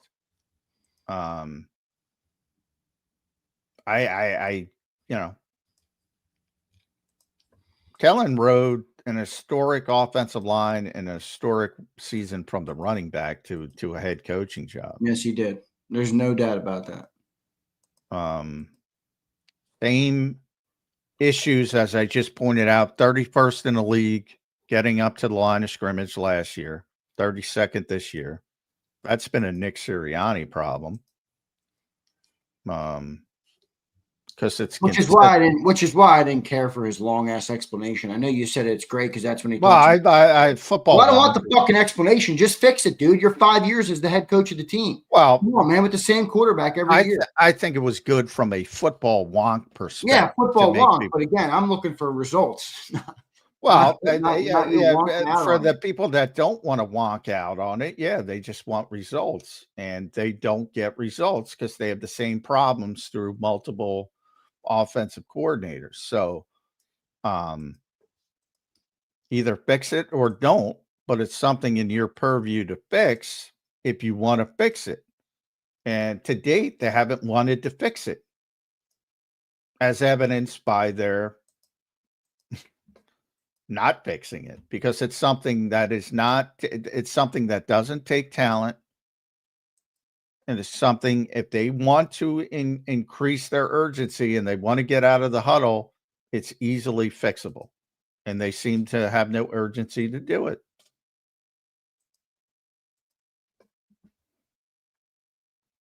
You're muted, Xander. My bad. A lot to talk about here. I do agree with this super chat. Jason 18 says, Xander, it's not the fact we lost, it's how we lost. We beat ourselves and we are not a disciplined team.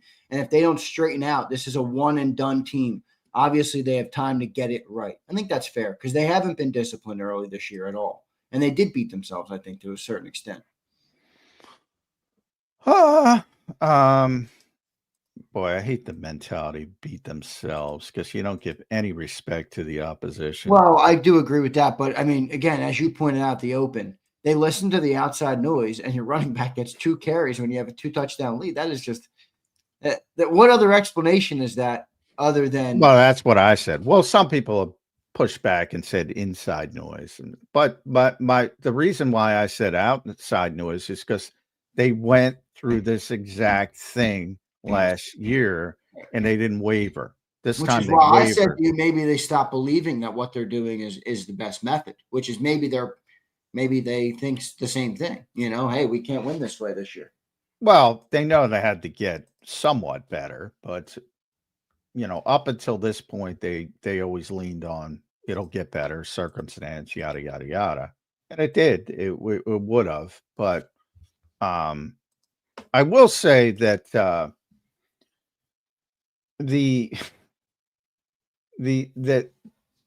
actions speak louder than words, obviously, and the run pass was what it was in the game, and it's just so egregiously unbalanced. In a game where the circumstance demanded you run the football, that's what changed. Like 17-3, the circumstance of that game is close it out by running the football. And you can talk about the offensive line and the ineffectiveness all you want, but the bottom line is, how the freak do you know? Because they only gave him the football twice over that large span. So you can project it on what Brett Toth is out there and this and Cam's not playing well, but they didn't try. So how could you? That's just projection because they literally didn't try when the circumstance of the game would say, all right, this is where we should be running the football. So that's why I say it's outside noise and not inside noise. Fair enough. 18, thank you, brother. Appreciate it. Carver says, exactly, that's what my super meant. The conspiracy doesn't hold up for any players when he wasn't going to get the ball. And like J-Mac said, like J-Mac just had said, he takes off late in the play because of his statement. Pumper says, is there a reason why the offense is in a silent count with Steen tapping Cam for the snap? We in the link, of course, D-lines can key on the snap. Yeah, they do that when they want to go tempo. Yeah, I asked Nick that a couple years ago because it struck me as strange. And they do it. You'll see them do it at home at least a few series a game when they're trying to go tempo. They go on silent even at home. So simple answer. Yep. Jared says, sorry to look ahead, guys. But what do you see our record being after the Vikings? 6-1. Was that 2 more games? Yeah, 6-1. 6-1. If you want to go the Giants again, I'll go 7-1. Yeah, right. Me too. He said, love you guys. Nice haircut, J-Mac. Good stuff, Jared. Appreciate it. Bazooka says, it's safe to say AJ is gone after this season. Yeah, I entertain it now. I said that. Yeah, I wouldn't say it's safe to say that. I wouldn't. No, fair to entertain. Not safe. I would not be over 50. But before this all started, and I think it's only getting worse, as evidenced by this show, the perception of AJ Brown around this team is getting nasty, to be honest. Like before this started, self-inflicted. I mean, it is. Oh, it's all self-inflicted. Yeah. Don't get me wrong. I just mean people are turning on him. I don't know. I was talking to Elliot about that Seth stuff from last week because I didn't know if it was real or not. Now he claims it's real and he saw it. That's because WIP was claiming it was real. It wasn't fucking real. Well, he claims it was real. I trust Elliot from that standpoint, but I don't think he would do that. No, I don't either. I don't think. But my point is, I don't think it came from Elliott as the horse's mouth. I think Elliott bought No, it. he said he saw the original tweet live before AJ. Okay, well, I don't think he'd lie about that, but no, I don't think he'd lie. But I heard a WIP say on the air that a producer saw it live before. No, Elliott told me he saw it live. I believe Elliott. But I only bring that up. You know, it's not just fans. It's media people. It's have begun turning on AJ, which is very self-inflicted. That part I agree with. And at some point it could get untenable.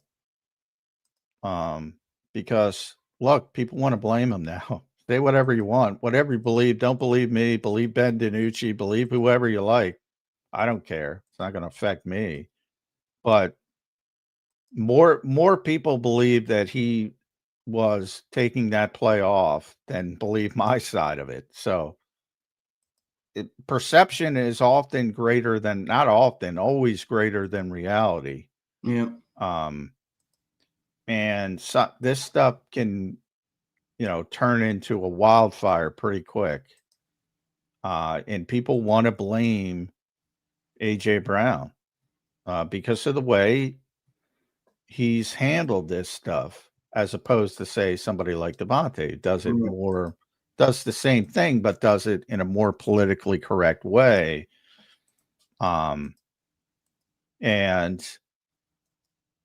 he's the villain now. That's how quickly it happened. So I didn't entertain it in the offseason when all those bullshit Boston rumors came up. I thought that was just Patriots fans trying to will it into, which I think it was, to be honest. But now I will entertain the fact that maybe he won't be here next year. And that's the first time because of all this stuff that is unfolded.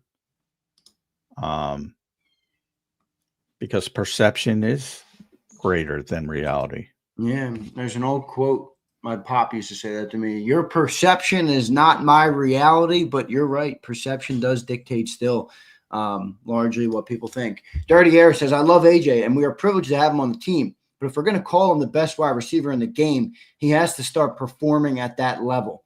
Agreed, Tampa was ugly, but it didn't have to be.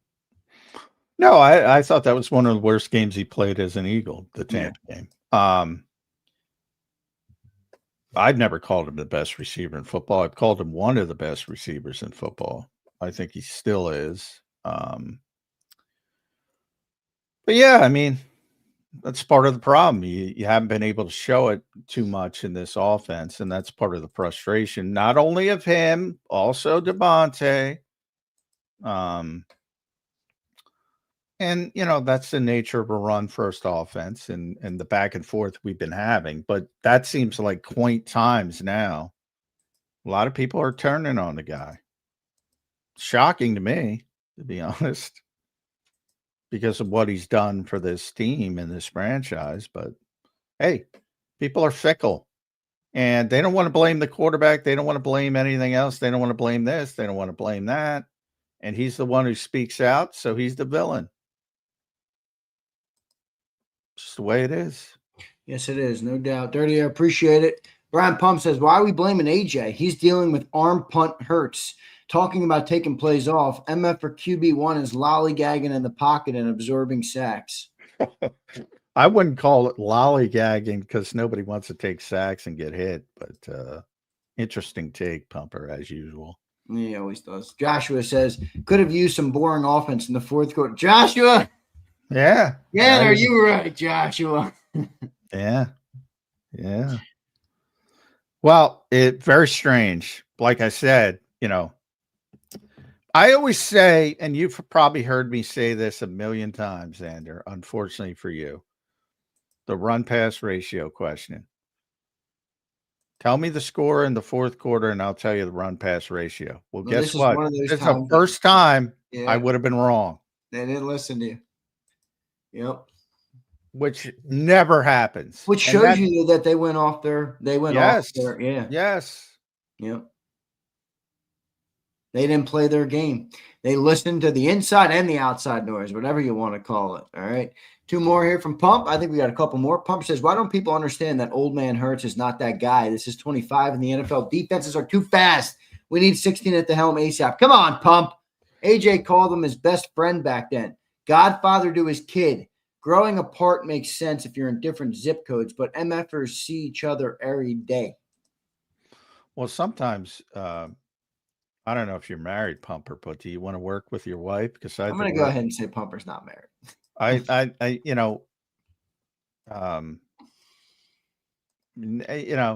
It's nice to get away from people. Being with the same people every day tends to cause resentment. So, you have some of that. I don't think that's a positive.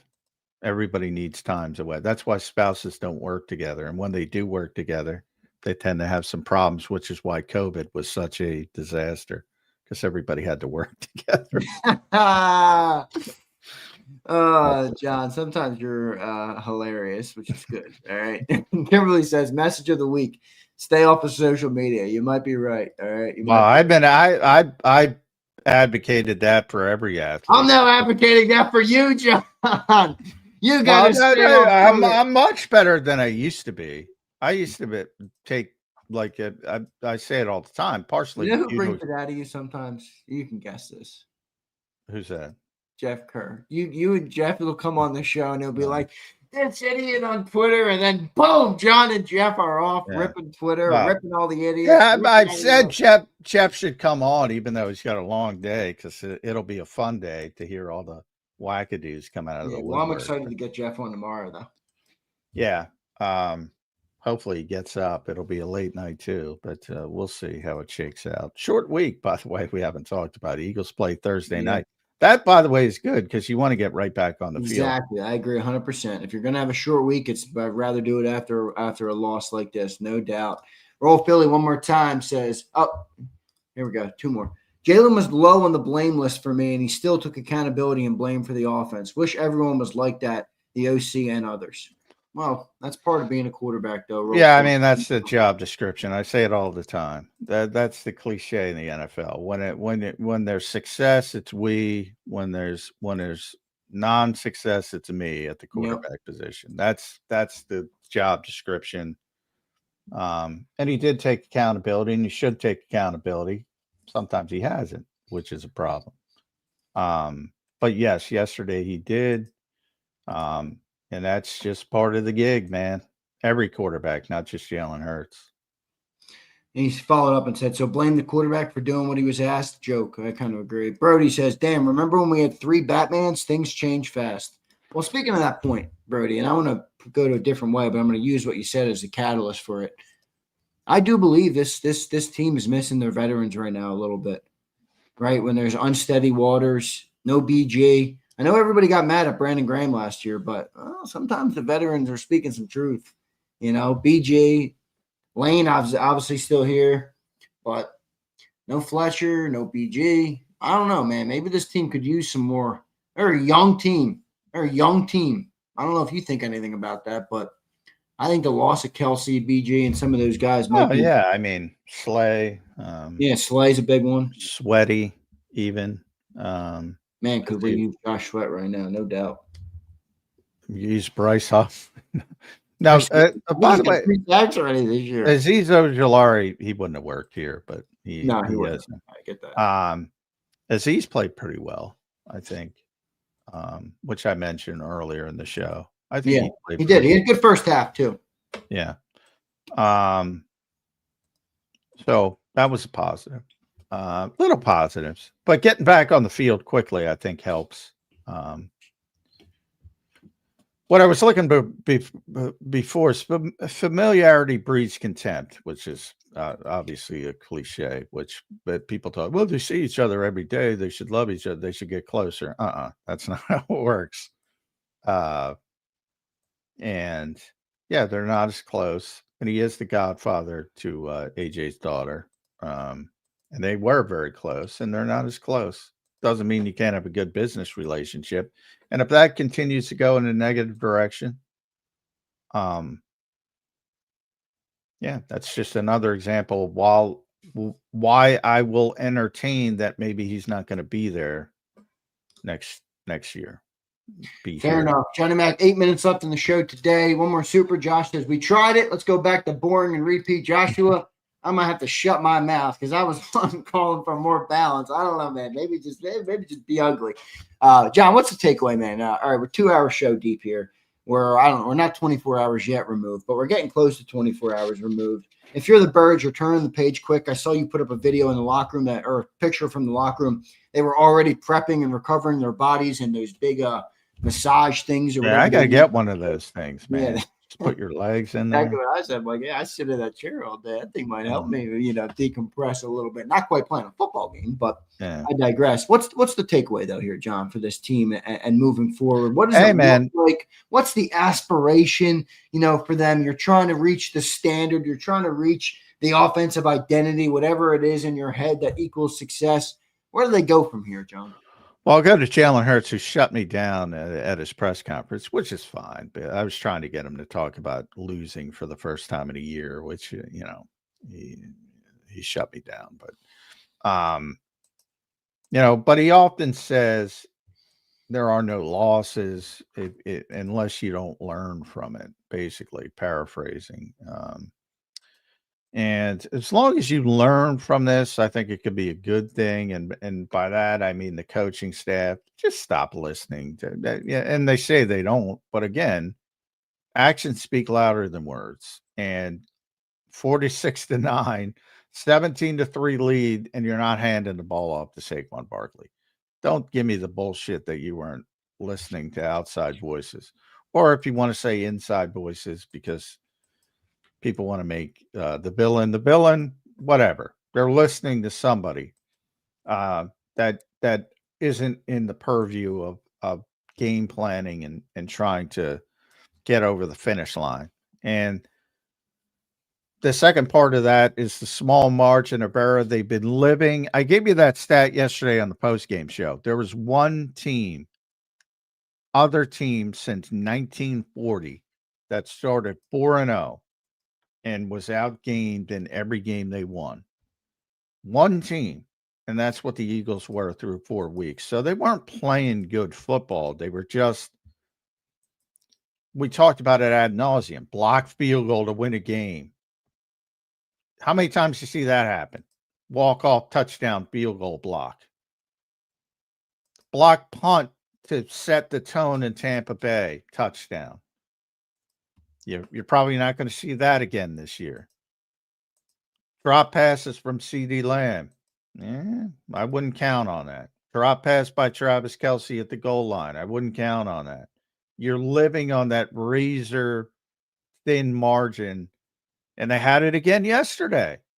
And maybe if one of those back shoulders was a poor throw, maybe Quinyon intercepts it and you live to see another week. Right. But they finally got bit playing on that razor's edge, and hopefully they learn from it and play to win the football game, no matter how ugly it looks.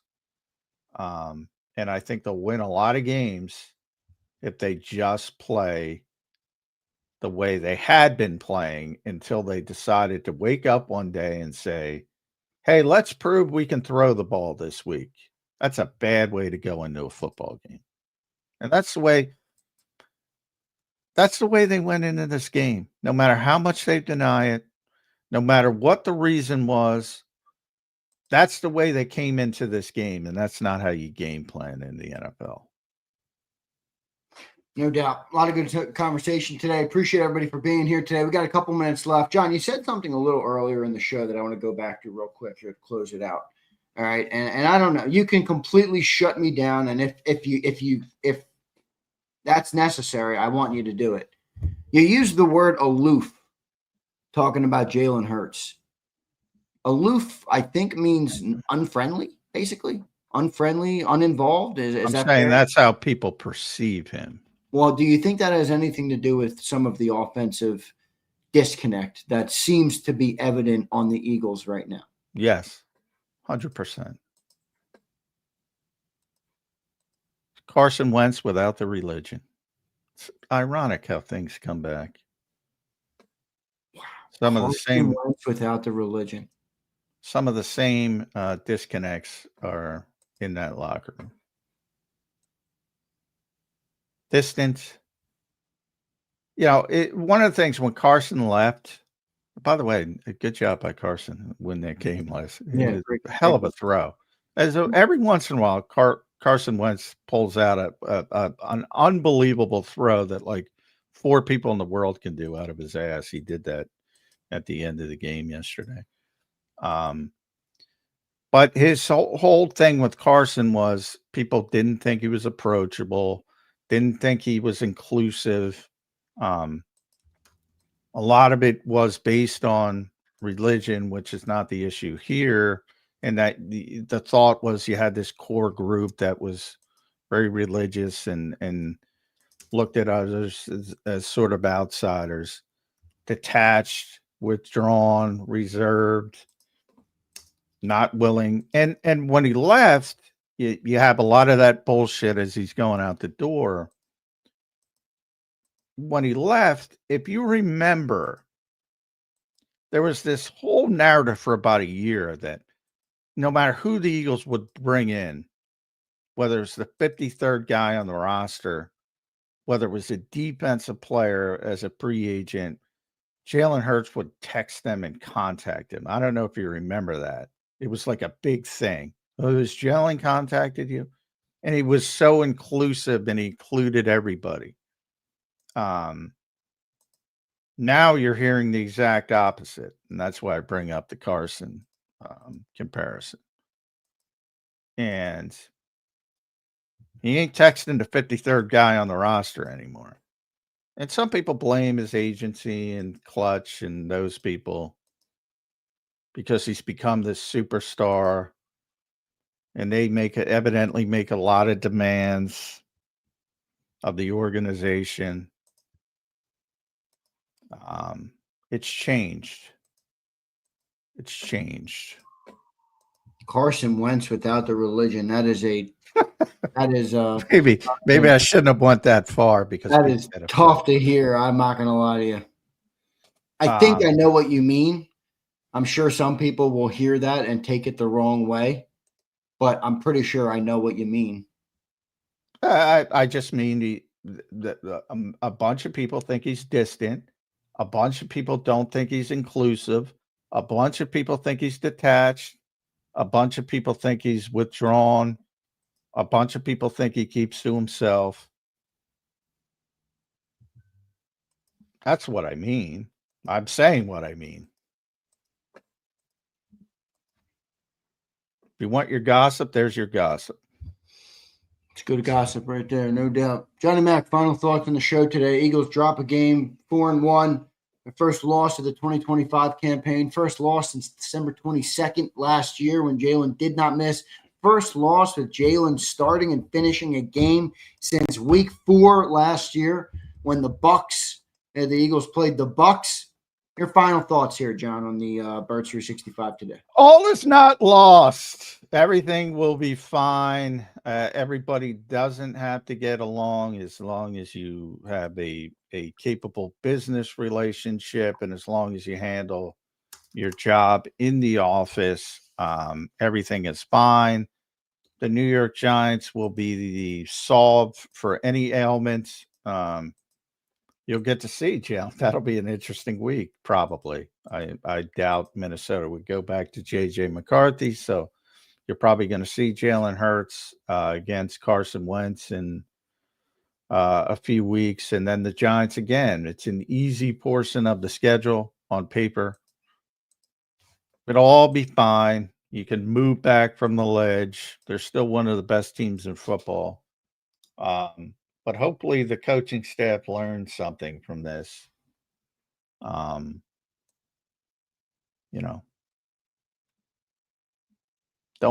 just try to prove things to other people. Yeah. Real quick, let me read one, two, or two. We got some supers. I want to read them real quick to you. James says, J-Mac need to reinstitute or need to reinstitute the Into the Abyss on social media and mute those accounts so you keep your sanity. And works affected by spouting by mowers who show up early when one's on air.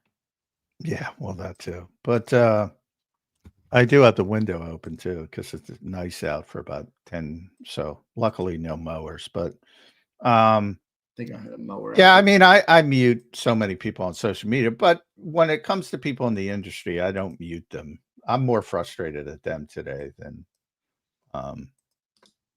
than fans, because I get it from the fans' perspective, but a bunch of people should know better. I mean, you don't lollygag half a play.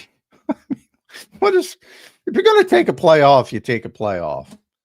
And then it's like, oh, this is shown up on the film. Really? When he was a 3-time second team All-Pro, I didn't hear. Why didn't you say it then? But I'm not going to mute people in the industry, obviously. I mean, but I can point out that it's silly, their logic. You know, if you got the ball, if this has been going on for a long time, where have you been? I didn't hear any of it. Did you, Zander? No. Because I didn't hear it. I'm an AP All-Pro voter. You know, the 50 other guys, I didn't hear it from them. I don't know where this is all coming from, but I think fans out there should take note of it, because if you knew he was taking plays off, where were you? Where were you? John, great show today, my friend. I'll talk to you tomorrow on a Tuesday edition of Birds 365. Appreciate it, brother. All right. Thanks all. All right. Thanks, John. There's Johnny Mac, John McMullen, right here on Birds 365. Great show today. We're going to have some fun here on Zander Time. We'll talk about some things. I'll take some comments from the great people. We'll do some giveaways. I want to do at least one giveaway today. I'll probably do JAKIB merch, and then we'll do our jersey. Jerseys are always Tuesday. You guys know that. So we got the jersey from Jalen Hurts going over 275. Actually, yeah, he did go over 275. He had 280 passing. All right, so we're going to do that.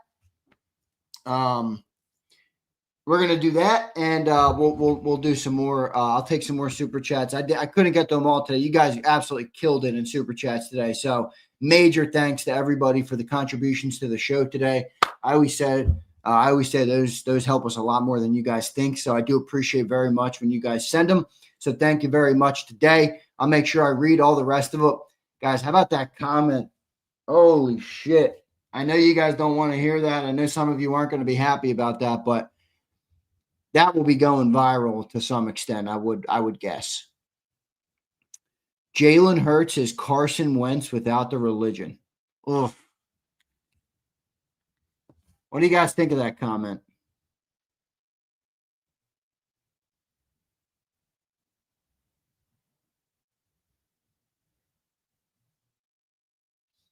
Yeah, it's a tough one, Crazy. Dumb AF. I don't know what you mean. Stilio is going to be electric today, Zander. I'm sure he is. JB says, Z, that's what the reporters think. It only matters what the players think. Yeah, but JB, are you denying your own eyes, dude? Like, I hear you. It's much more important what the players think. But doesn't it seem to you that the players aren't really all that happy right now either? I mean, AJ was commenting. They say no comment. They don't reference each other at all. I don't know. Like, I hear you. It's what the reporters think, but is it what the players think too?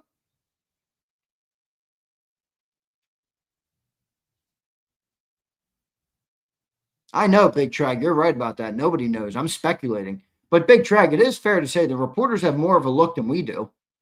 John walks around the locker room 3 times a week and talks to whatever player he wants to, who will give him comments.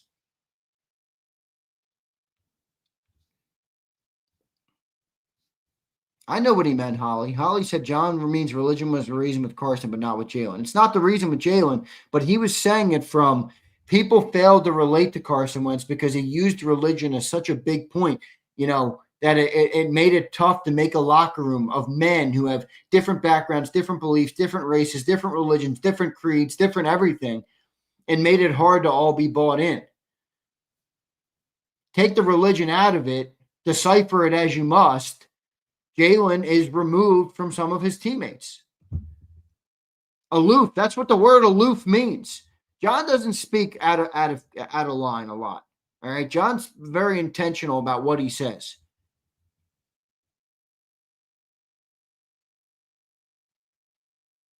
I would also disagree with this, a lot of fans think this, that the players hate the media personnel. I hate to break it to you. They don't. Some of them do. Those players like the media contingency more than you think. There's a reason that the media writes the way they do. They don't call much out anymore. One, they're afraid to lose the key card, which I can't knock them for. It's their livelihood. Here's Curtis. J-Mac's comment just confirmed the way it looks. I'm not surprised. Imagine having a friend that talks like Jalen does at pressers. It would be unbearable.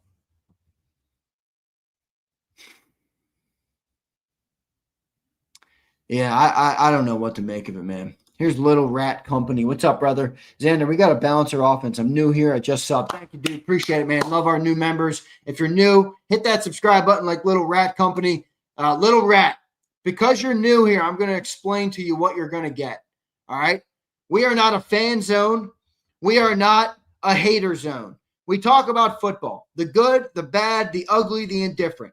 We are for people that want to talk about football and all that comes with it. Not for people who want to glaze the Eagles all day, not for people who want to hate on the Eagles all day. We are here to talk about the Eagles, all right? And all of that comes with that. That's always what we've tried to be. I've always tried to be sports talk and honest sports talk, not love, not hate, honest sports talk. That's what you're going to get here. So appreciate you being here, brother. Hit that subscribe button. Thank you, man. He says he's all for it. As long as you know what you're getting into, all right? I get it. Marquis says you can't blame Jalen for others not being locked in. I agree with that. I don't think that's on Jalen. Abe says, Zander, could there be any indication of why Jalen hasn't gotten extended, but AJ and Smitty did, and we still have McKay? Abe, you're looking too far into it, brother. No, I'm sorry, Abe. Don't buy into that. Jalen's under contract for a long time. And if you go back, Abe, and you listen to Jalen Hurts' agent, who spoke on a podcast about Jalen taking his deal, and they said, Jalen always said to me, make sure we can keep our team around me. Make sure we can sign other players. Now, I'm reading tea leaves just like you are, Abe. I'm just reading different ones.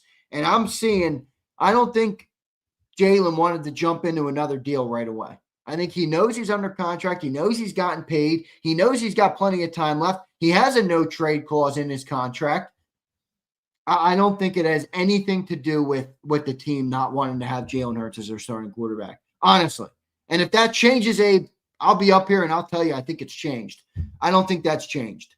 I think this organization is 100% committed to Jalen Hurts, and they should be. They should be. All right? They should be. JB says, Z, it seems AJ has a problem with Hurts, though. I've seen many players on our team speak highly of Hurts. Well, yeah, but there are instances, JB, to be fair, where players side with AJ too.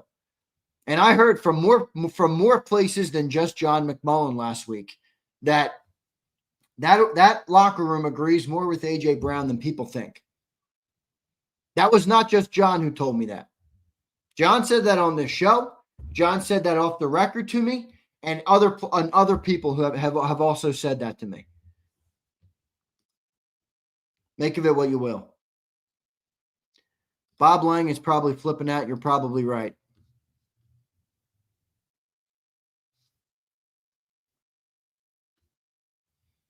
I agree, Big Trag. Jalen is just clearly a much more reserved man.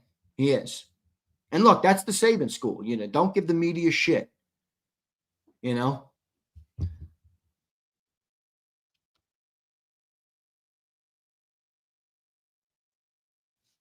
That's a good take. Curtis says, Jordan proved your teammates don't have to like you, and Jalen loves MJ.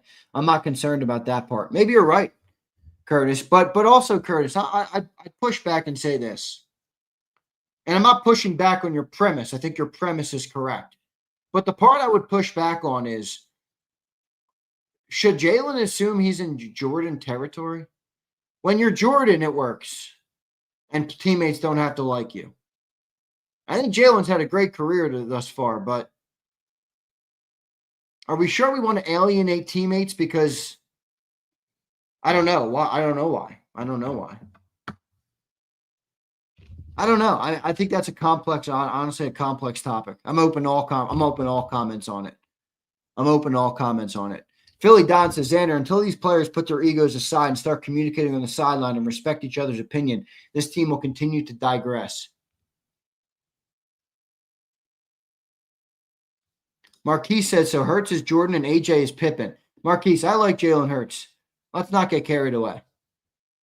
Michael Jordan is arguably one of the greatest athletes to ever grace the planet Earth. All right? If players didn't like Jordan, that's on them. Jalen's a fine ball player. Jalen's been one of the most successful quarterbacks we've ever had in Philly. Jalen Hurts is not in Michael Jordan territory, or really even fucking close. All right? Like, not even in the same stratosphere. And that's not a knock on Jalen Hurts. It really isn't. It really isn't a knock on. I'm sure some people will take it as a knock, but it's not a knock on Jalen Hurts. Denise says, stop at the high school. Who likes Hill? Yeah, but Denise, this is the problem with your comment. And I agree from the standpoint of it's childish.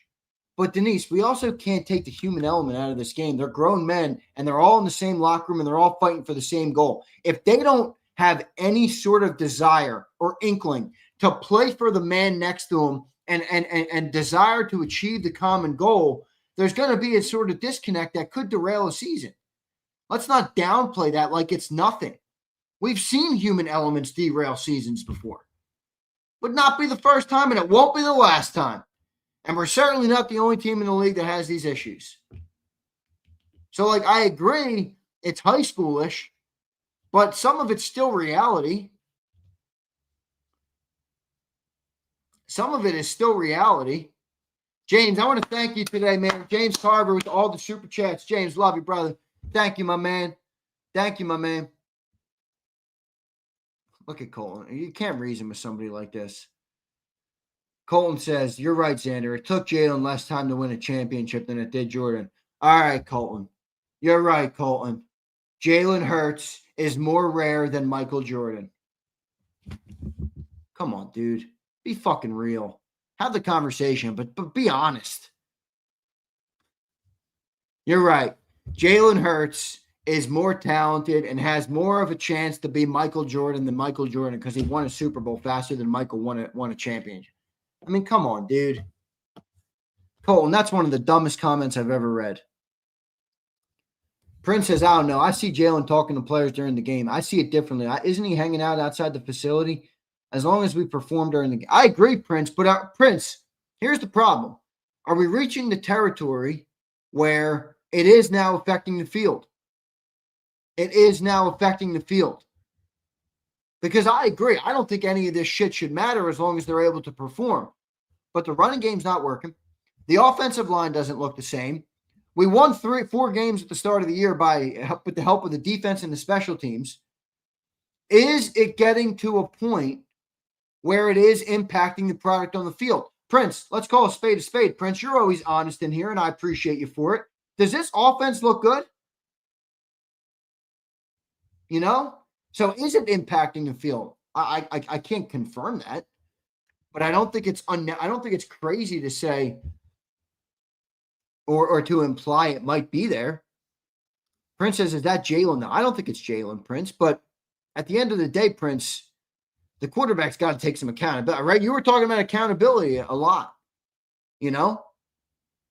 You were talking about accountability a lot. Don't you think just as naturally, quarterback of the football team, got to have some accountability, right? And he took it. He said it after the game. I take accountability, put it all on me. But, you know, I don't know. Talk is a little cheap. JB3 says he did take accountability. All right. Colton says, I can't take a joke. Colton, if you meant it as a joke, then I apologize. I didn't read it as a joke. All right. He says it was a joke, Xander. Jesus, MJ, your uncle. All right, Colton. I didn't know it was a joke, my friend. I didn't read it as a joke. All right, that's fine. Colin, sorry, brother. All right, sorry, my man. Texas T bringing the good questions. Thank you, Texas T. If personal issues are bleeding onto the field, what's the logical solution here? I don't see one other than somebody got to go. Yeah, or be grown men and have the conversation. But, sometimes, look, ego has been a part of, ego is not boiled down to just football. All right. Ego is responsible for the collapse of some of the biggest empires the world has ever seen, let alone football. All right. Ego is responsible for the demise of basically every great sports franchise or dynasty ever. So, I don't know, Texas T. I don't have the answer to your question. Vulnerable says, Xander, address the allegations that Bama is dead. Vulnerable, you're fucking cooked this week, and you know it. Bama is now red hot.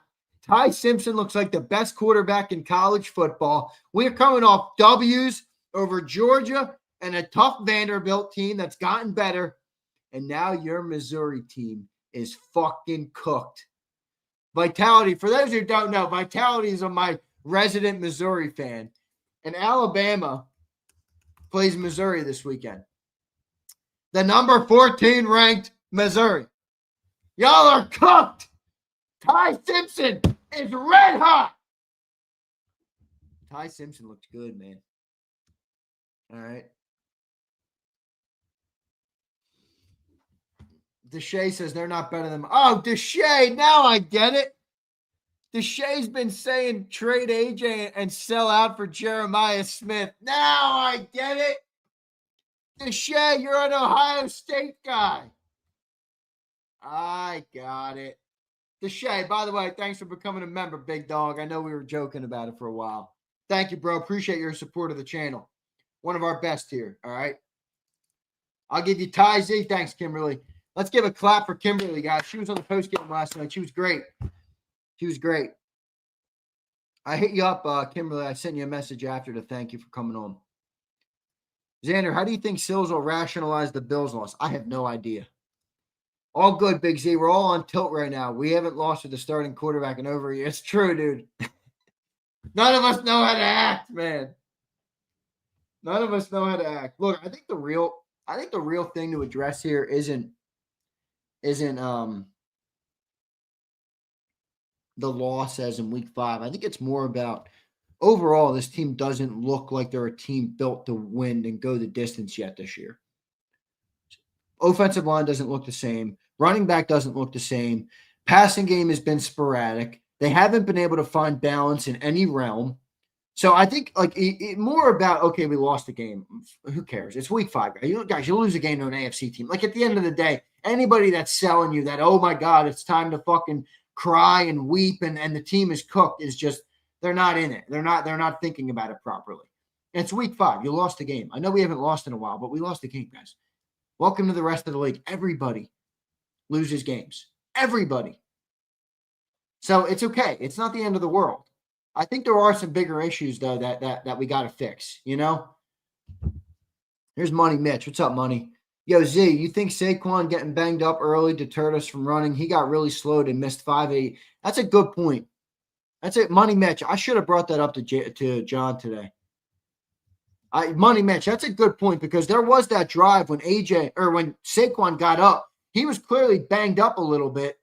All right. He was clearly banged up a little bit. And then he missed, as you point out, 4 straight plays, I think, and 5 of 8. I don't know. That's a good point. Maybe that's one of the reasons that they didn't run the ball. But Dank points out the obvious. We have other running backs. Still think you got to run, you know. Dirty Air says, this is last year's week 4 loss. We will be fine. If we truly are a great team, everyone will learn from it. I agree. I do think there's some things, though, that are a little concerning about this team. And look, maybe they find their identity and they step into that. That could happen. Big Mike. Big Mike, how you doing on this Monday morning, my friend? My boy, Big fucking Mike. I love Big Mike. Big Mike says, our edge rushers couldn't get home even if they had the directions. Big Mike, you telling me they got the Google Maps out and everything, and they still can't get home? Oh, man. Oh, man. I added this whiteboard next to me. See it? Look, I'll write to you guys if you can see. Let me turn this a little bit. Oh, man, I'm getting glares on it. JAKIB Nation. JAKIB Nation. What are we, 4-1? 4-1, folks. 4-1. All right. Let me make sure I got all my super chats.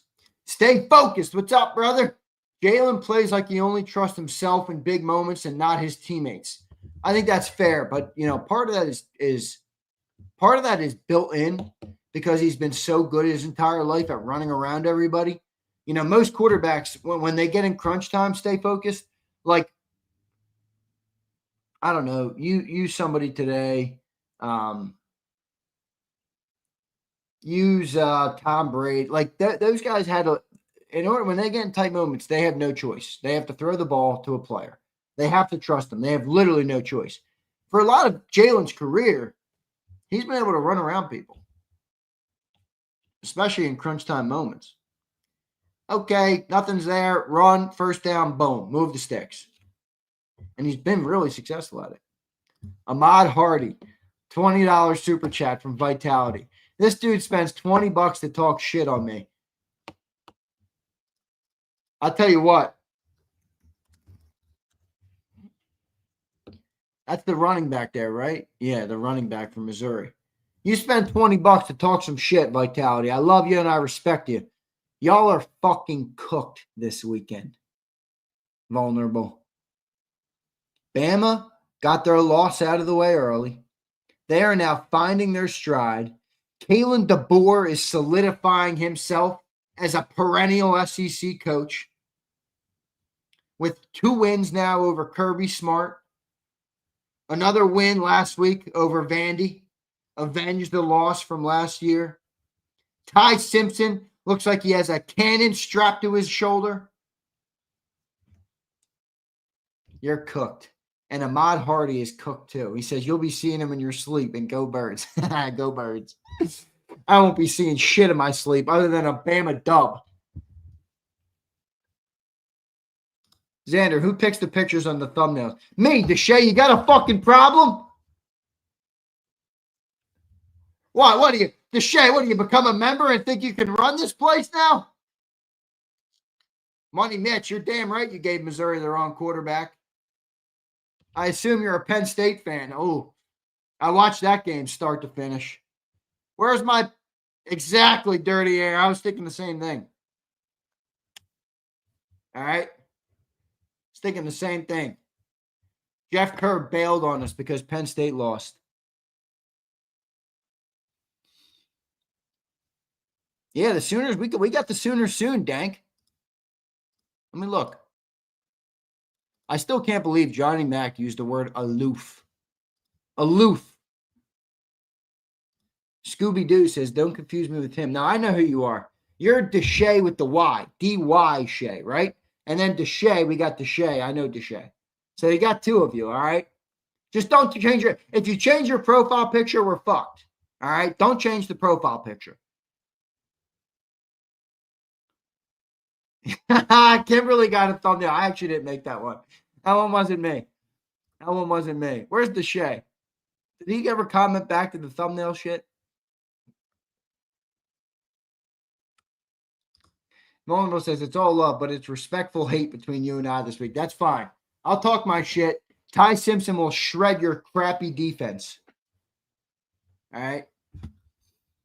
I don't know what the story is with that Mark Sanchez stuff. All right.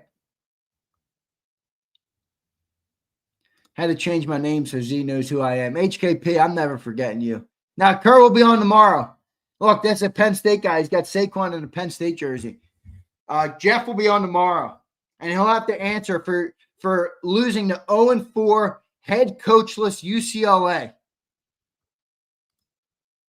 I don't want to see any Penn State people this week. Get out of here. Penn State people, go cry on the vine. I don't care.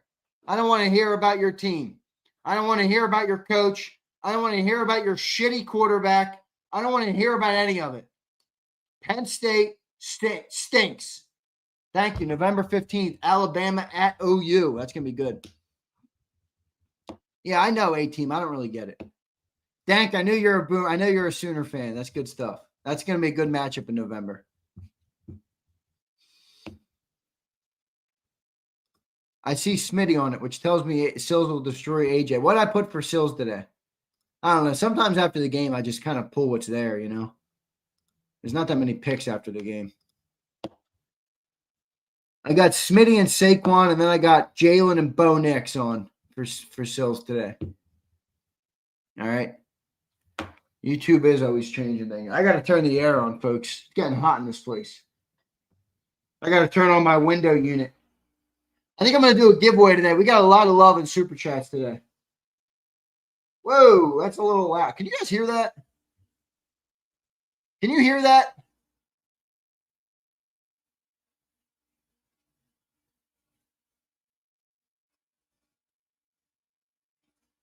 Carson Wentz without the religion is one of the most diabolical things I've ever heard in my life. No, okay, cool. You can't hear. It's the damn window unit, all right? Z starts talking about the Sooners and it gets hot. Now, it's been hot in here, Big Drag. It's been hot in here. Anybody who's been watching me all summer knows that sometimes it gets real hot in here and I got to flick on the window unit, all right?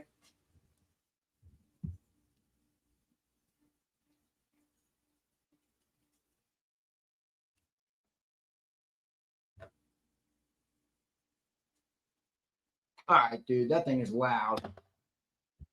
All right, you guys can't hear it, so it's good. Colton says, Big Z, it could be worse. We could be 2-2-1 talking about how good we are. Yo, Colton, now here's the thing you got to give. Look, I always try and be objective. You got to give the Cowboys some credit because they were supposed to suck balls, and they look actually okay. All right? Think about their two losses. They lost to the Eagles, who we believe are the best team in football, right? Who's their other loss? They lost to the Eagles.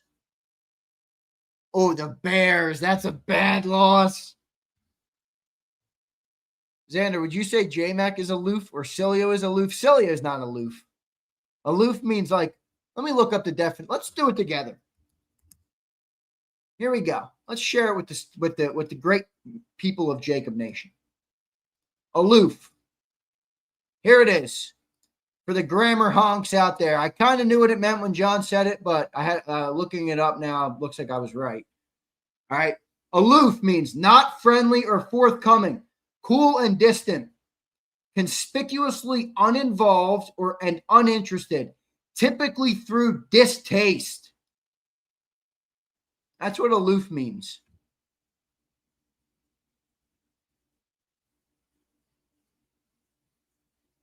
There you go. Yeah, that's a bad definition, JB3. I don't like that. See, Curtis, it's important to bring this up because many people will probably criticize John for this. And Curtis says J-Mac is not a gossiper, like at all. Like not even 1% of a gossiper. Like there could be the biggest gossiper in the world happening, or the biggest gossip in the world happening around the Eagles, and John doesn't want to talk about it. Sometimes to the detriment of a show, because when you do a talk show, you got to talk about things like that, you know, or speculate or rank or do things like that.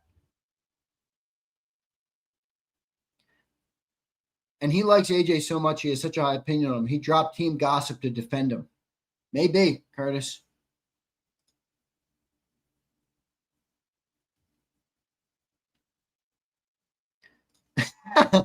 Money Mitch says, I didn't know this was communication arts class. Money Mitch, relax. All right.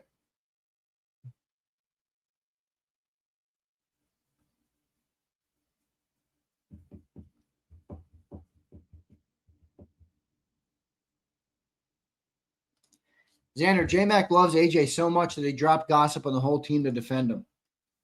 I don't know if I would see it that way. Look up a jerk. Are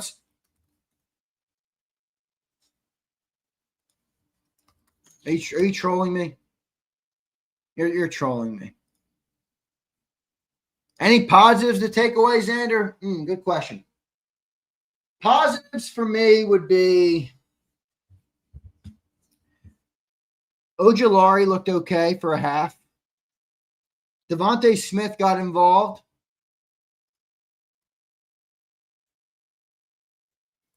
I wrote down some good. Let me read it to you, what I wrote down. I wrote down Devontae Smith. I wrote down that the Eagles got the Broncos to punt 6 straight times until they fell apart. Saquon beating the shit out of Alex Singleton on that wheel route I thought was great. The stunt and rush in the first half where we had a minus 13-yard sack on Bo Nix, that was a thing of beauty. All right? That was a thing of beauty. Zeal, that's a blockable comment, and I will block you for it, Zeal. I don't give a shit. That was a thing of beauty. Zach Bond getting pressure. Cooper DeJean, I think, is still a stud.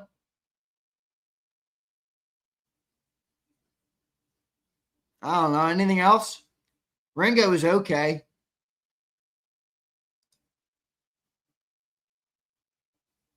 The positives to me are the defense still looks ahead of schedule. I agree with that 100%.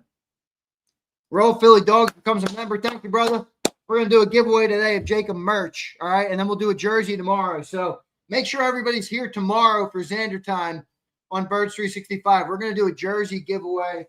I think we got, I don't know, I still got plenty of jerseys to give away. I still got a Saquon. I got a Mailata. I got a Saquon. I got a Jalen. I think I have more AJs. I have a Quinion and a Coop. So we got still plenty more jerseys and shit. And we did reach the threshold, so we will give away a jersey tomorrow, okay? So thank you, brother, for becoming a member. All right.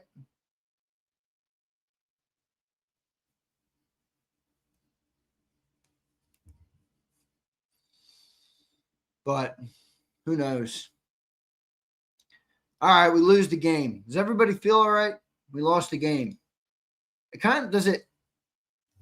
Don't take this the wrong way. Don't take this the wrong way. Does it almost feel like a little bit of a relief that we lost now? And what I mean, and obviously,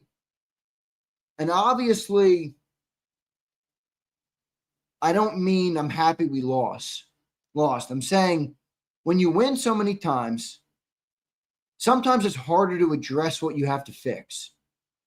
You know, and that's part of the reason why AJ's comments last week were so tough to hear, listen to, break down, and consume. And it's almost like, all right, we lost now. All right, the bubble is popped. Forget the 20 of 21 games. Forget the 18 straight with the quarterback. Forget all that bullshit. None of it matters anymore. All right? None of it matters anymore. Let's just try and get better. Let's just go back to the drawing board. Let's figure out what we got to do to get better. Let's figure out where we're going wrong. Let's figure out how to communicate better. Like, I don't know. Maybe that's just way optimistic of me to think it like that. But like, don't you think like, you know, we won, and it's like, again, last week, we win the game in an ugly way. And again, we're all like, oh, 20 of 21, 17 straight with the starting quarterback or whatever it was. You know, all these different things. And it's just like, sometimes none of that shit matters, man. Sometimes it's all just fodder and bullshit. And now it's like, all right, we can flush that now and just like try and get better again. You know, go back to the drawing board. We don't need to be this perfect team. We don't need to live up to this lofty expectation that we're going to win every game the quarterback starts and finishes. It's all bullshit. Flush it down the toilet, throw it out the window, and let's kind of try and find ourselves again. Let's try and get back in rhythm. Let's try and get the most out of this $250 million offense. Let's try and be who we know we're capable of being. Is that a positive? I think it's fair for that to be a positive. I don't know what you guys think of that, but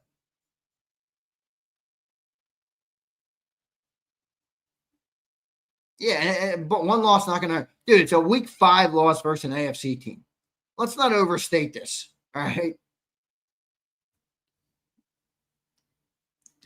Deshae says he called the L. You're right, Deshae. You did. I know you were. I don't want to believe it.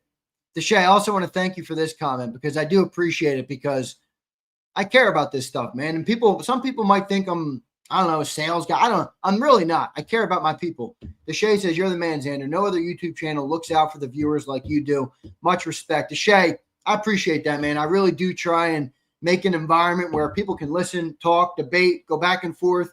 I try and give as much back as I can to the people who support our channel. I view it like a community, like a family. I really do. So I appreciate that comment a lot, dude. I really do. Thanks for noticing that and putting that out there, Deshae. In a weird sentimental moment, I'm not going to go emotional on you, but I do appreciate you calling that out.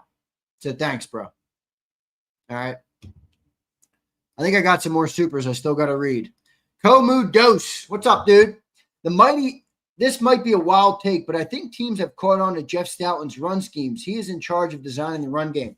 It's fair, but Komu, is it the designs or is it the offensive line?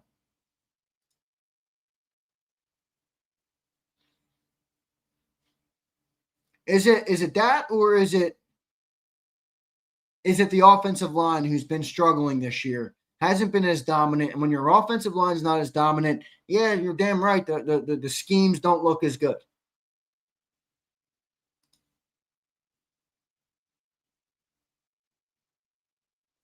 You know, I think this is a fair comment. I think it's a little bit of both. I think you're right, Zeal. I do think it's a little bit of both. By the way, Zeal, I know I just ripped it, but I do love when you tweet at me during the game. You know, Zeal's thing yesterday was pointing out how pressures and sacks are different, which I appreciated. I'm sure John's hit the mute button on you, though, Zeal. He's muted you on Twitter, so he no longer sees it. I'm speculating, but I haven't muted you.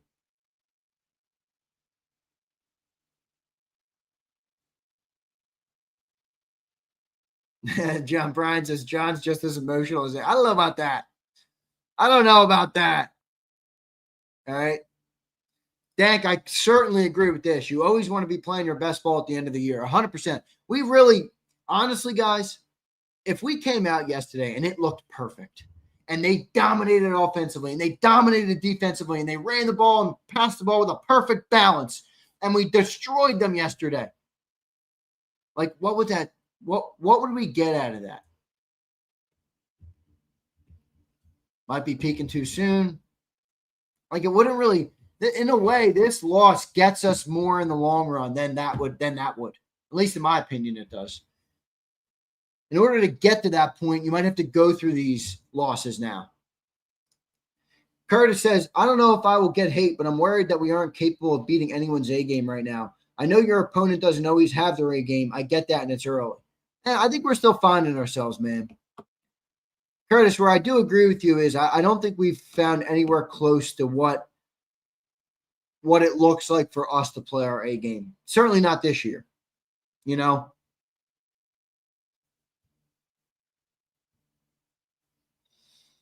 Did you agree? See, this is a good question. I'm actually curious to see what you guys think here.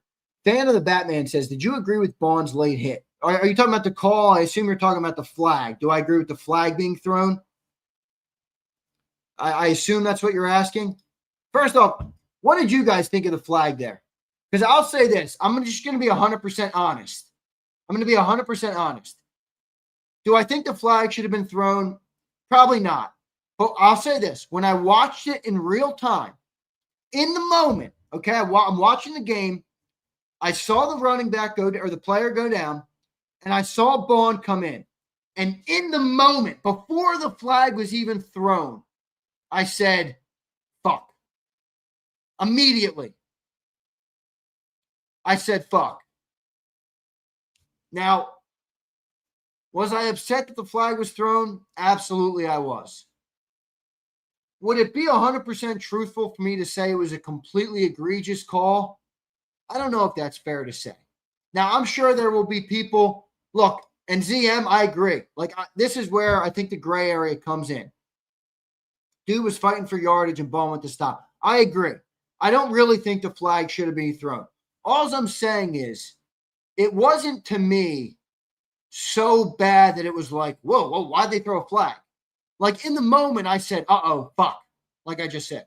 I don't want to keep saying the F word, but I did. I said it in the moment. It's exactly what I said. I'm watching my TV right there. I stand in front of my TV like this. That's how I watch close moments of the games, like this.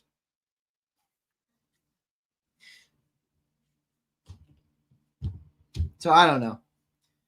One of those calls, one of those ticky-tack calls. Could have gone either way. They threw it, you know? So I don't know. I don't want to. I'm kind of in John's boat. I know people hate that, but I really don't like blaming officials, man. Like, were the Eagles a great disciplined team yesterday? No, they weren't. The Eagles beat themselves more than the officials beat them. You know? I don't know. I get it, though. That pass interference out the goal line. I don't know. How do you reason with that? Goddard was basically tackled, you know? But at the end of the day, the refs don't want to put I don't know. They don't want to just put you down at the 4 yard. I don't know. Fuck, man. I don't know, man. Refs are a tough conversation. They really are. Dream Green, I agree. He says the officials didn't help, but we beat ourselves. I agree. All right. I agree, dude. Sam says, Zander, it seemed like our run game dropped as soon as Landon went down. No doubt. You said, fuck, I think I said that 1,000 times yesterday. Yeah, you and me both. I got a potty mouth. I got to watch it. Here's Philly Don. What's up, Philly Don? Zander, do you think that winning the Super Bowl has had a big effect on the team and all their accolades could be having a slight effect on some of these elite players? I think it's very fair to wonder that, Don. I don't think we can make a conclusive thought on that yet.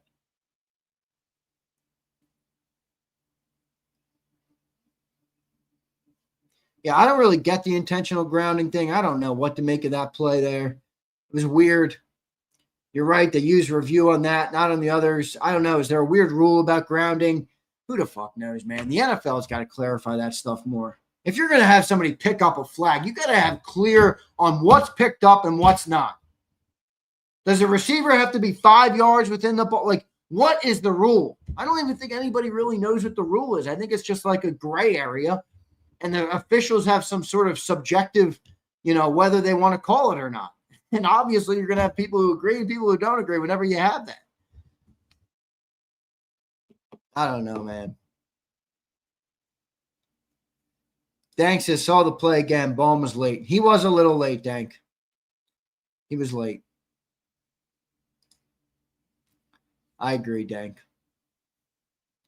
We lost the Super Bowl for less than that. Man, is that true, Farzetta? Holy shit, is that true? Yeah, I hear you. All right, guys, let's do a giveaway. I'm going to give away some JAKIB merch today, either a sweatshirt or a hat and a shirt combo. Where's my JAKIB hat? So I got these JAKIB hats. These are the new ones. You can also get the originals if you like the originals better, whatever you think. And then a JAKIB tee. I got a bunch of JAKIB tees. So I'll do that for the giveaway today. And then tomorrow will be our jersey giveaway. So we'll have back-to-back days of giveaways. And then, hey, you guys showed out on Super Chats today. Whenever we have a day where we show out on Super Chats, I'm doing at minimum one giveaway. All right, at the end of the day, that's what it comes down to. The Super Chats and the memberships are the things that allow me to do giveaways and try and get to a point where I get a little bit of profit as well. So that's coming. Not yet, but it's coming. So, again, thank you all. I appreciate each and every one of you. I really do. All right. Dang said there's some chance we don't see some real change until the bye week. I don't know, Dang. I think this could be a catalyst for some change. Alexander Harris said, John said Bryce Huff. Hey, Bryce Huff's having a good year. Alexander Harris again said, when we need some motivation at my job, we throw pizza parties. Maybe the Eagles need a pizza party. I don't think that's fixing these drama queens, Alexander. I love them, but God, come on. Kiss and make up already. You know? It's like, anybody have a brother in here? Anybody have a brother that they're super close with like I am? My brother's my best friend in my life. You know? My brother's my best friend in my life. Anybody have a brother? You know, you get mad at your brother. You're so pissed off. You're like, fuck him. He's an asshole. You know? He's a total jerk off. And you bitch. And then you get to a point where you're just like, all right, I want to give him a hug and apologize. But my ego doesn't want me to. My ego wants him to apologize. You know? Just go give him a hug. Just go give him a hug, you know? AJ, Jalen, I'll buy you guys a dinner to the Barclays Steakhouse or Barclays Prime, whatever the hell it's called in the city. All right? Whatever it is. JAKIB Nation will pay for it via Super Chats. All right? We don't even need to use your guys' collective $80 million you're making this year. All right? Go out to dinner. Go to a fair. I don't fucking know. Go to the movies. I don't know. Whatever it is you guys got to do. Stop with this. All right? Yeah, I didn't really agree with John. John was really bailing AJ out on that play. All right? That would be great. Someone stand behind our bench with a sign that says, "Dear team, kiss and make up." Yeah, that's true. Pizza party at Xander's. Come on over, everybody. Come on over. Frank says, Xander, you're our brother. Thanks, Frank. Love you, brother. You are my brother. I appreciate that, dude. I appreciate that.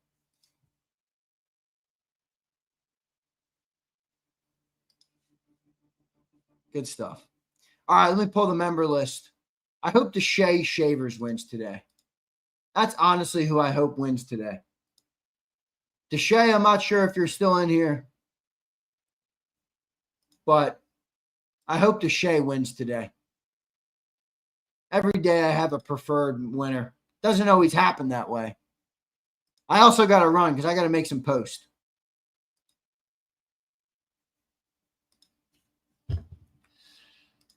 All right. Colton says, John likes AJ. John doesn't like Jalen. It's painfully obvious. Well, sometimes that's true. Waddington says you can't pick favorites. Yeah, Waddington, because if I did pick favorites, you would have never won. And guess what? You've logged a couple wins. So you're evidence, Brian, that I don't pick favorites. So shut your mouth, Brian. Sit down and shut up. Go to the corner, Brian.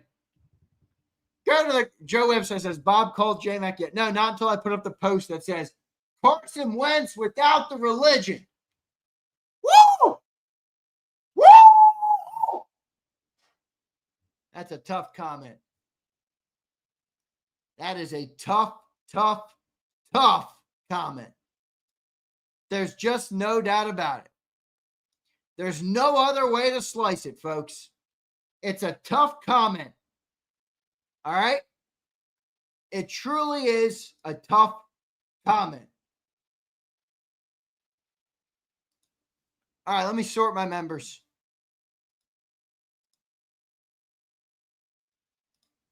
Let me sort my members. Which takes me, time. Give me a sec here. Give me a sec. I am happy that we're doing a giveaway today, even after a loss. I think we all need to feel a little better. Let's have some fun today with the giveaway, all right? Let's have some fun with the giveaway today.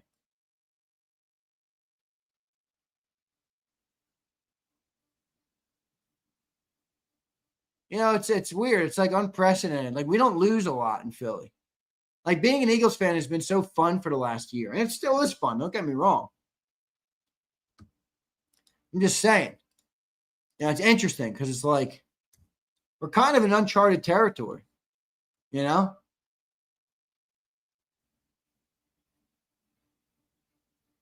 Sills is going to love that quote. Trucker says, J-Mac definitely made it seem like it's more Hurts than AJ. Yeah, I don't know. Xander, you going to stir some shit up by posting that? Hey, I didn't say it. Don't fucking get mad at me. Incoming people who get mad at me for posting it.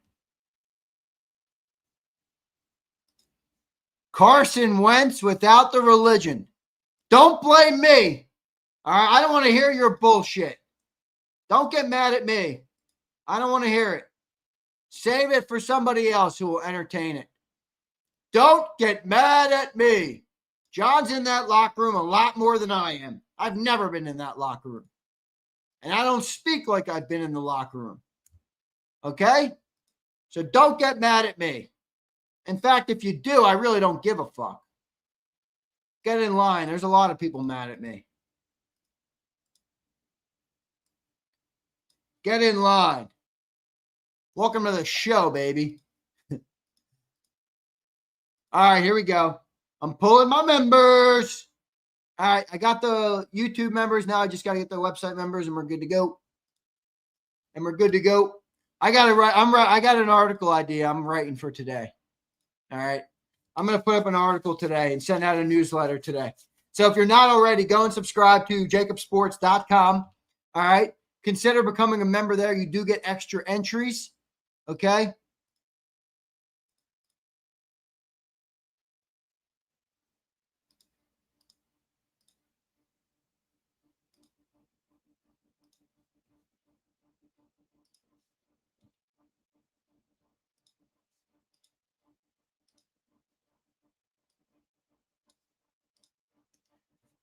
All right, 11 of them. 1, 2, 3, 4, 5, 6, 7, 8, 9, 10, 11.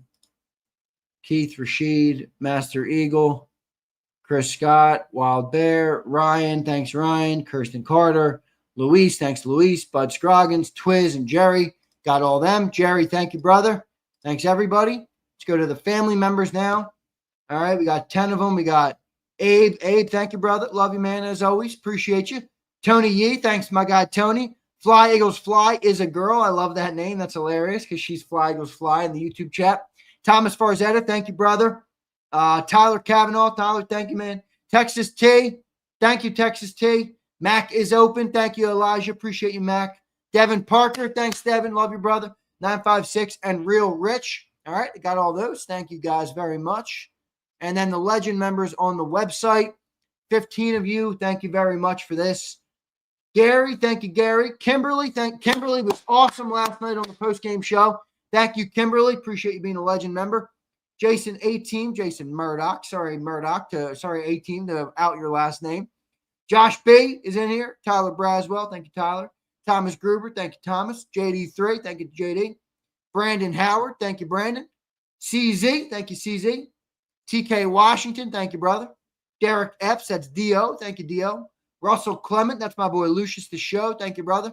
Zach Lambert, Mike Berghorst, and Caesar. Thanks, all of you guys. All right. All right, good stuff. Now it's time for me to get the list and do the giveaway. It takes about 10 minutes for me to get the list together, as you can see. All right. You got to be present today. So if you left, that sucks for you. I don't really give a shit, though. You're done and you're dusted. It is what it is. Can we come up with like a Jalenism?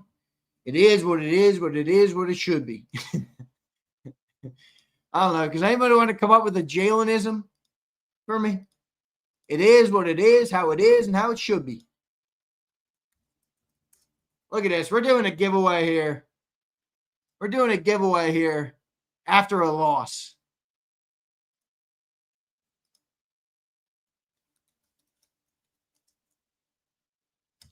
All right. Sounds about right, Z. All right. I'm close enough. Just became a legend on the website. Whoa, Don. Thank you, dude. Did I get that? Oh, Don. My guy. Thank you, brother. Thank you, brother. Let me add you to the list. Whoa. Philly Don 23. My guy. Thank you, Philly Don. That's 8 more entries for you, Don. You might be getting a W this year. You had a couple last year, right, Don? I think I remember that correctly. Don, thank you, brother. All right. Oh, man, this guy says my brother's an a-hole and his wife's a total. Oh, Bobby. Bobby sometimes is absolutely hilarious. All right. What up, brother? Appreciate you being here. Domenico Ciano. That's Dom. What's up, dude?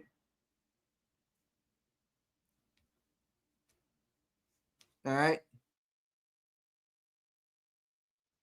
Kim says no glasses next time. Kim, I thought your glasses looked good. They kept falling off. Is that why you're saying that? They were too big. Kim, if you're like me, and you refuse to buy new glasses, I've had these forever. See how wide they are? And this just goes like this. So they fall off my face easily. Sometimes I'll be out and I'll have my glasses on and I'll look over and they just fall off my face. I'm like, fucking glasses. I don't want to buy another pair of them.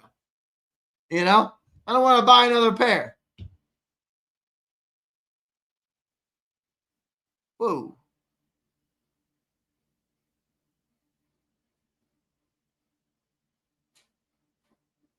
Wait a second.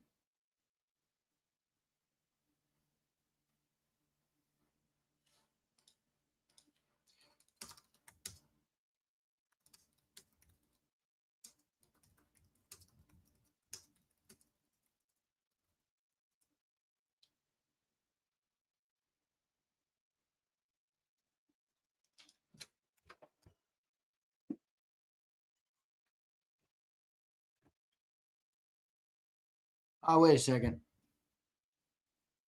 Wait a second.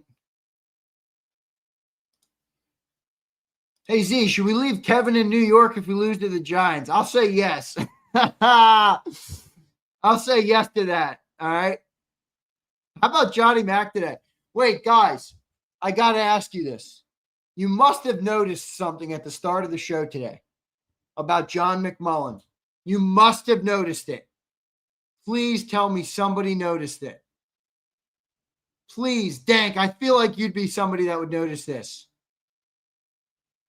Please tell me somebody noticed something John McMullen said today. And I'll give you a hint. It's about fandom. Or it has to do with fandom. The comment wasn't explicitly about fandom. No, he wasn't reading. Well, I don't know. He might have been reading the chat, but that's not what I'm talking about. John said something that was very interesting today. It wasn't about the Eagles game. Dank says, I can't remember. I'm too stoned. Fair enough, Dank. No. John, who openly says the only team left that he's a fan of is the Yankees. And what did he say about the Yankees? He said, leave them in Canada. Leave them in Canada. I said, boy, you sound like a fan. So next time John shits on us for being fans, you tell him to shut up because he's got the same mentality about his Yankees. Leave them on in Canada, he said. Yo, Tony. Is Tony here? I know he's not Chris. He's never been a Chris. He's never been a fan of the Birds. Tony, are you here?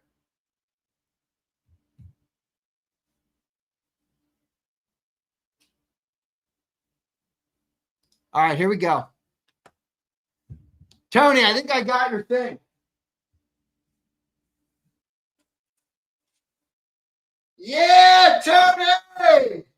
I'm not going to show it because your thing's on it. Tony, look what just delivered. Let me cover up the address. Tony! Thank you, brother! I'm going to open this sucker up. Look at this. I'm doing a giveaway, and one of the great members here on JAKIB Nation, my guy Tony, sent me something. Without my request, he just went out on his own, packaged it up. I'm sure he had to go and buy this tube to ship it in successfully. goes to the post office or wherever he went, and he took time out of his day to ship it to me. So, Tony, thank you, man. Thank you, bro. I appreciate it, man. I will. I'll open it after we do our giveaway. I'll open it after we do a giveaway. And I also want to remember, this isn't the first time this has happened. All right? That Zander Krause sign you see right there? See that? It's my favorite part of my studio. That was sent to me by Four Reels Fishing in the chat. He must have spent $150 to ship alone on shipping. He made that by hand, got all the parts, got the lights, got everything to put it together, carved in my logo, and then shipped it so it didn't get damaged from California. It must have cost him $150 to ship that. I'm not kidding you. He didn't ask me for a dime. He just said, Big Z, I want to do something nice for you. And then one more.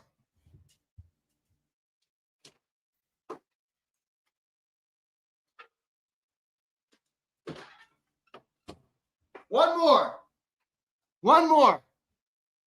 My guy Sasha. Four Reels is in here. Four Reels. My guy Sasha made this for me. He does woodwork. And he made this cutting board. And rightfully on the bottom, he put up my JAKIB logo. So you put the cutting board down, then you don't cut through the JAKIB logo. And it sits there just like this. So for the people who say thanks to giving back to the community, thank you too. All right, because y'all are great fucking people, bro. No, I don't cook, but my wife will use, my future wife will use, my fiance will use it. All right. Sasha, I have not used this yet for one very specific reason. When I buy my first house, this will christen the kitchen. And Deshay is correct. I will not use it, but my fiance will. So we have excellent and amazing people in JAKIB Nation. All right. We really do. We really do. And I mean that. I really mean that. I know people just think it's, I'm just up here saying it for whatever reason. Some people think it's nefarious, but it's really not. I really appreciate the people that we got. I really do. We got awesome people in here, man. Truly awesome people. So whenever you see Sasha in here, he does super. I'm not sure if he was in here today, but he does super chats all the time. And Four Reels, I'm happy you're in here, dude. I love that thing. I told you I got to find the thing because I'm trying to hang it up now. I had what's it called? The command things on there, and my wall is not holding anything anymore. But Four Reels, love you, brother. Good to have you in here. I appreciate it. A lot of great work. A lot of great work. So big thanks to all of you guys. All right, time to do the giveaway. Time to do the giveaway. Here we go.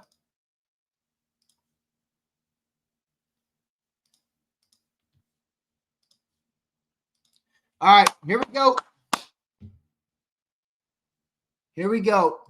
Giveaway.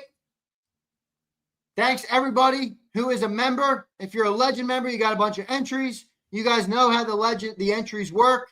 If you're a member on the website, that gets you extra entries. Okay? So appreciate everybody and appreciate all that you guys do. So thank you for being here. Thank you for supporting the channel. Thanks for being a fan of Eagles football like we are, like I am, not Sills and John, but like I am. And thanks for just talking about ball with me each and every single day. Love all you guys. It's a tough loss yesterday, but I think it's a good thing. All right? I think they're going to learn from it. Let's do this giveaway. JAKIB merch, you must be present to win. You must be present to win. Tomorrow, we will have the jersey giveaway. All right? You must be present today. So if you don't claim your prize, you're done and you're dusted. One shuffle. Start. Here we go. Here we go. Johnny Vegas. Who the hell is that? Sounds like a corn star. The heck is Johnny Vegas?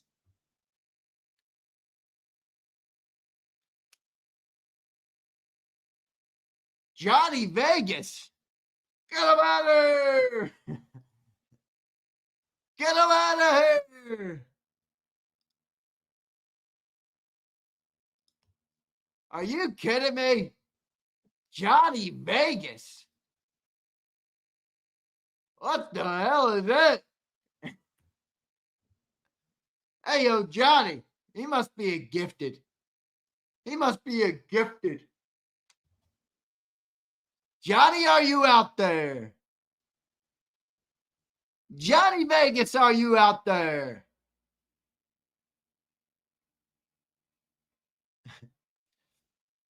Johnny Vegas, are you out there? He's cooked. All right, see you, Johnny. All right, here we go. Got to repaste it. JAKIB merch. I don't know why they make me repaste it now every time. All right, here we go. Confirm one shovel. Start. Here we go. Johnny Vegas.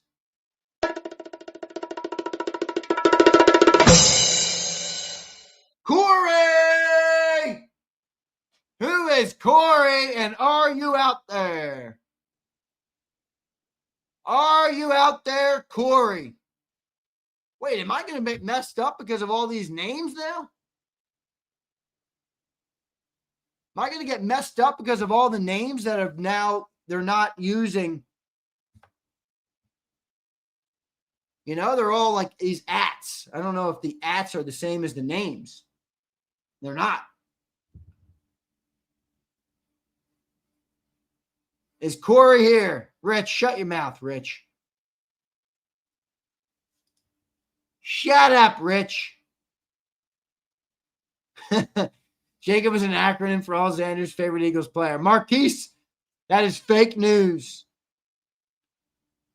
Corey's done and dusted. I agree.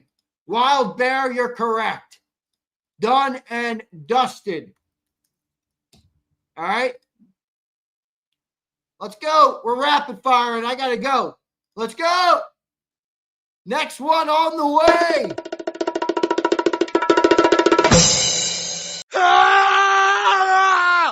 Pin 9617. He was here today. I think he had a super chat today.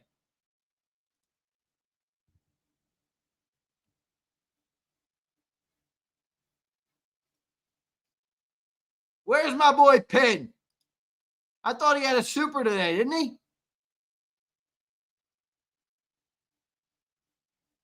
Oh, no, he had a super last night on the postgame show when he called me out for saying Devontae was good enough to be a wide receiver 1. Is he here? Yeah, Pin! Woo! Let's write it on the whiteboard, ready? Let's write it on the whiteboard. Pin. Yeah, Pin. W, baby.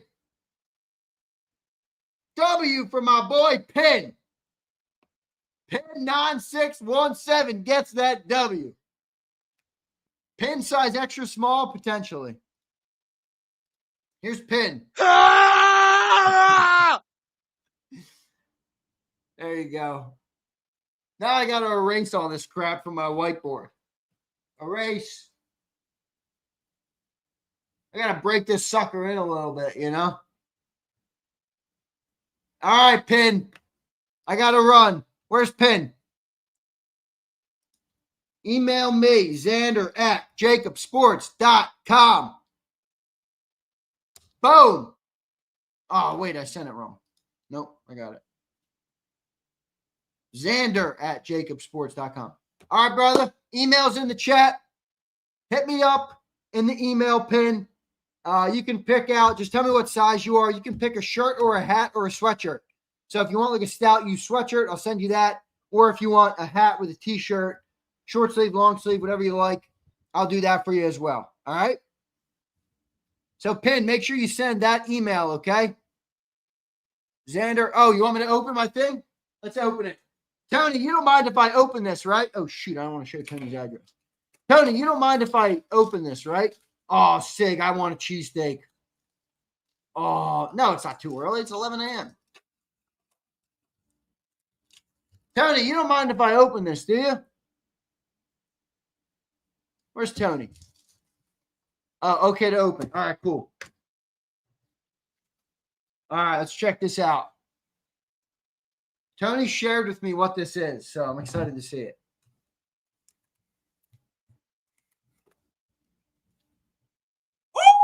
Woo! Yeah! Tony, both the same one, right? All right, folks, check this out. Give me a sec. Kirsten, patience is a virtue. Patience is a virtue. For those who don't know, me and Tony are Corvette brothers. Me and Tony are Corvette brothers. So he got this at the Corvette show in Carlisle. It's the C8 Corvette poster. Oh, that is sick. Tony, we even got a Hysteria Purple on there, brother. We even got a Hysteria Purple on there. This is going right up on the wall. Let's go, Tony. My guy. Thank you, man. That is so freaking cool. And he knows my brother has a Corvette, and he sent me one for my brother, too, because he watches my ZK's Garage YouTube channel. That's awesome, man. Tony, thank you, bro. Love you, man, and I appreciate you, brother. I appreciate all you guys, all right? I really do. I appreciate all of you guys. It's an honor to do this every day. It's an honor for you guys to listen to me, all right? And tune in on this channel. Each and every minute you spend watching it, I appreciate, whether it's love or hate. I love all you guys. Tony, thank you, brother. This will be hung up by the afternoon show, I would imagine, all right? I'm going to find a spot for it on the wall back there and get this thing hung up. And I'm going to see my brother this weekend. My beautiful goddaughter's christening is this weekend. So I will be, because we have the Thursday game, so we have the Sunday off, right? We got the Sunday off.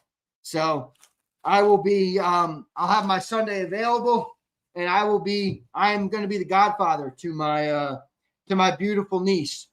So my beautiful niece, I'm going to be the godfather, excuse me. I'm going to be the godfather to my beautiful niece. So her christening is this weekend, and I'll be with my brother. So I'll give it to him then, Tony. I'll make sure I send you a video when I give it to him, all right? So thank you guys, man. Give a little today and you get a little bit. That's pretty cool. Tony, thank you, dude.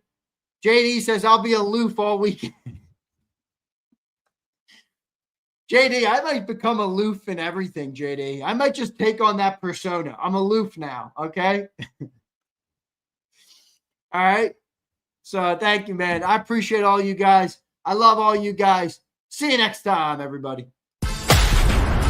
You've been listening to Birds 365, the destination for the passionate Eagles football fan who bleeds green. If it's Eagles football, we're talking about it. Debate inside the locker room and guests that are some of the greatest football minds from around the region. We hope you enjoyed the show. We know we had a blast. Make sure to like, comment, and subscribe, and we'll be back soon. But in the meantime, hook up with us on social media at JAKIB Sports. See you next time on Birds 365.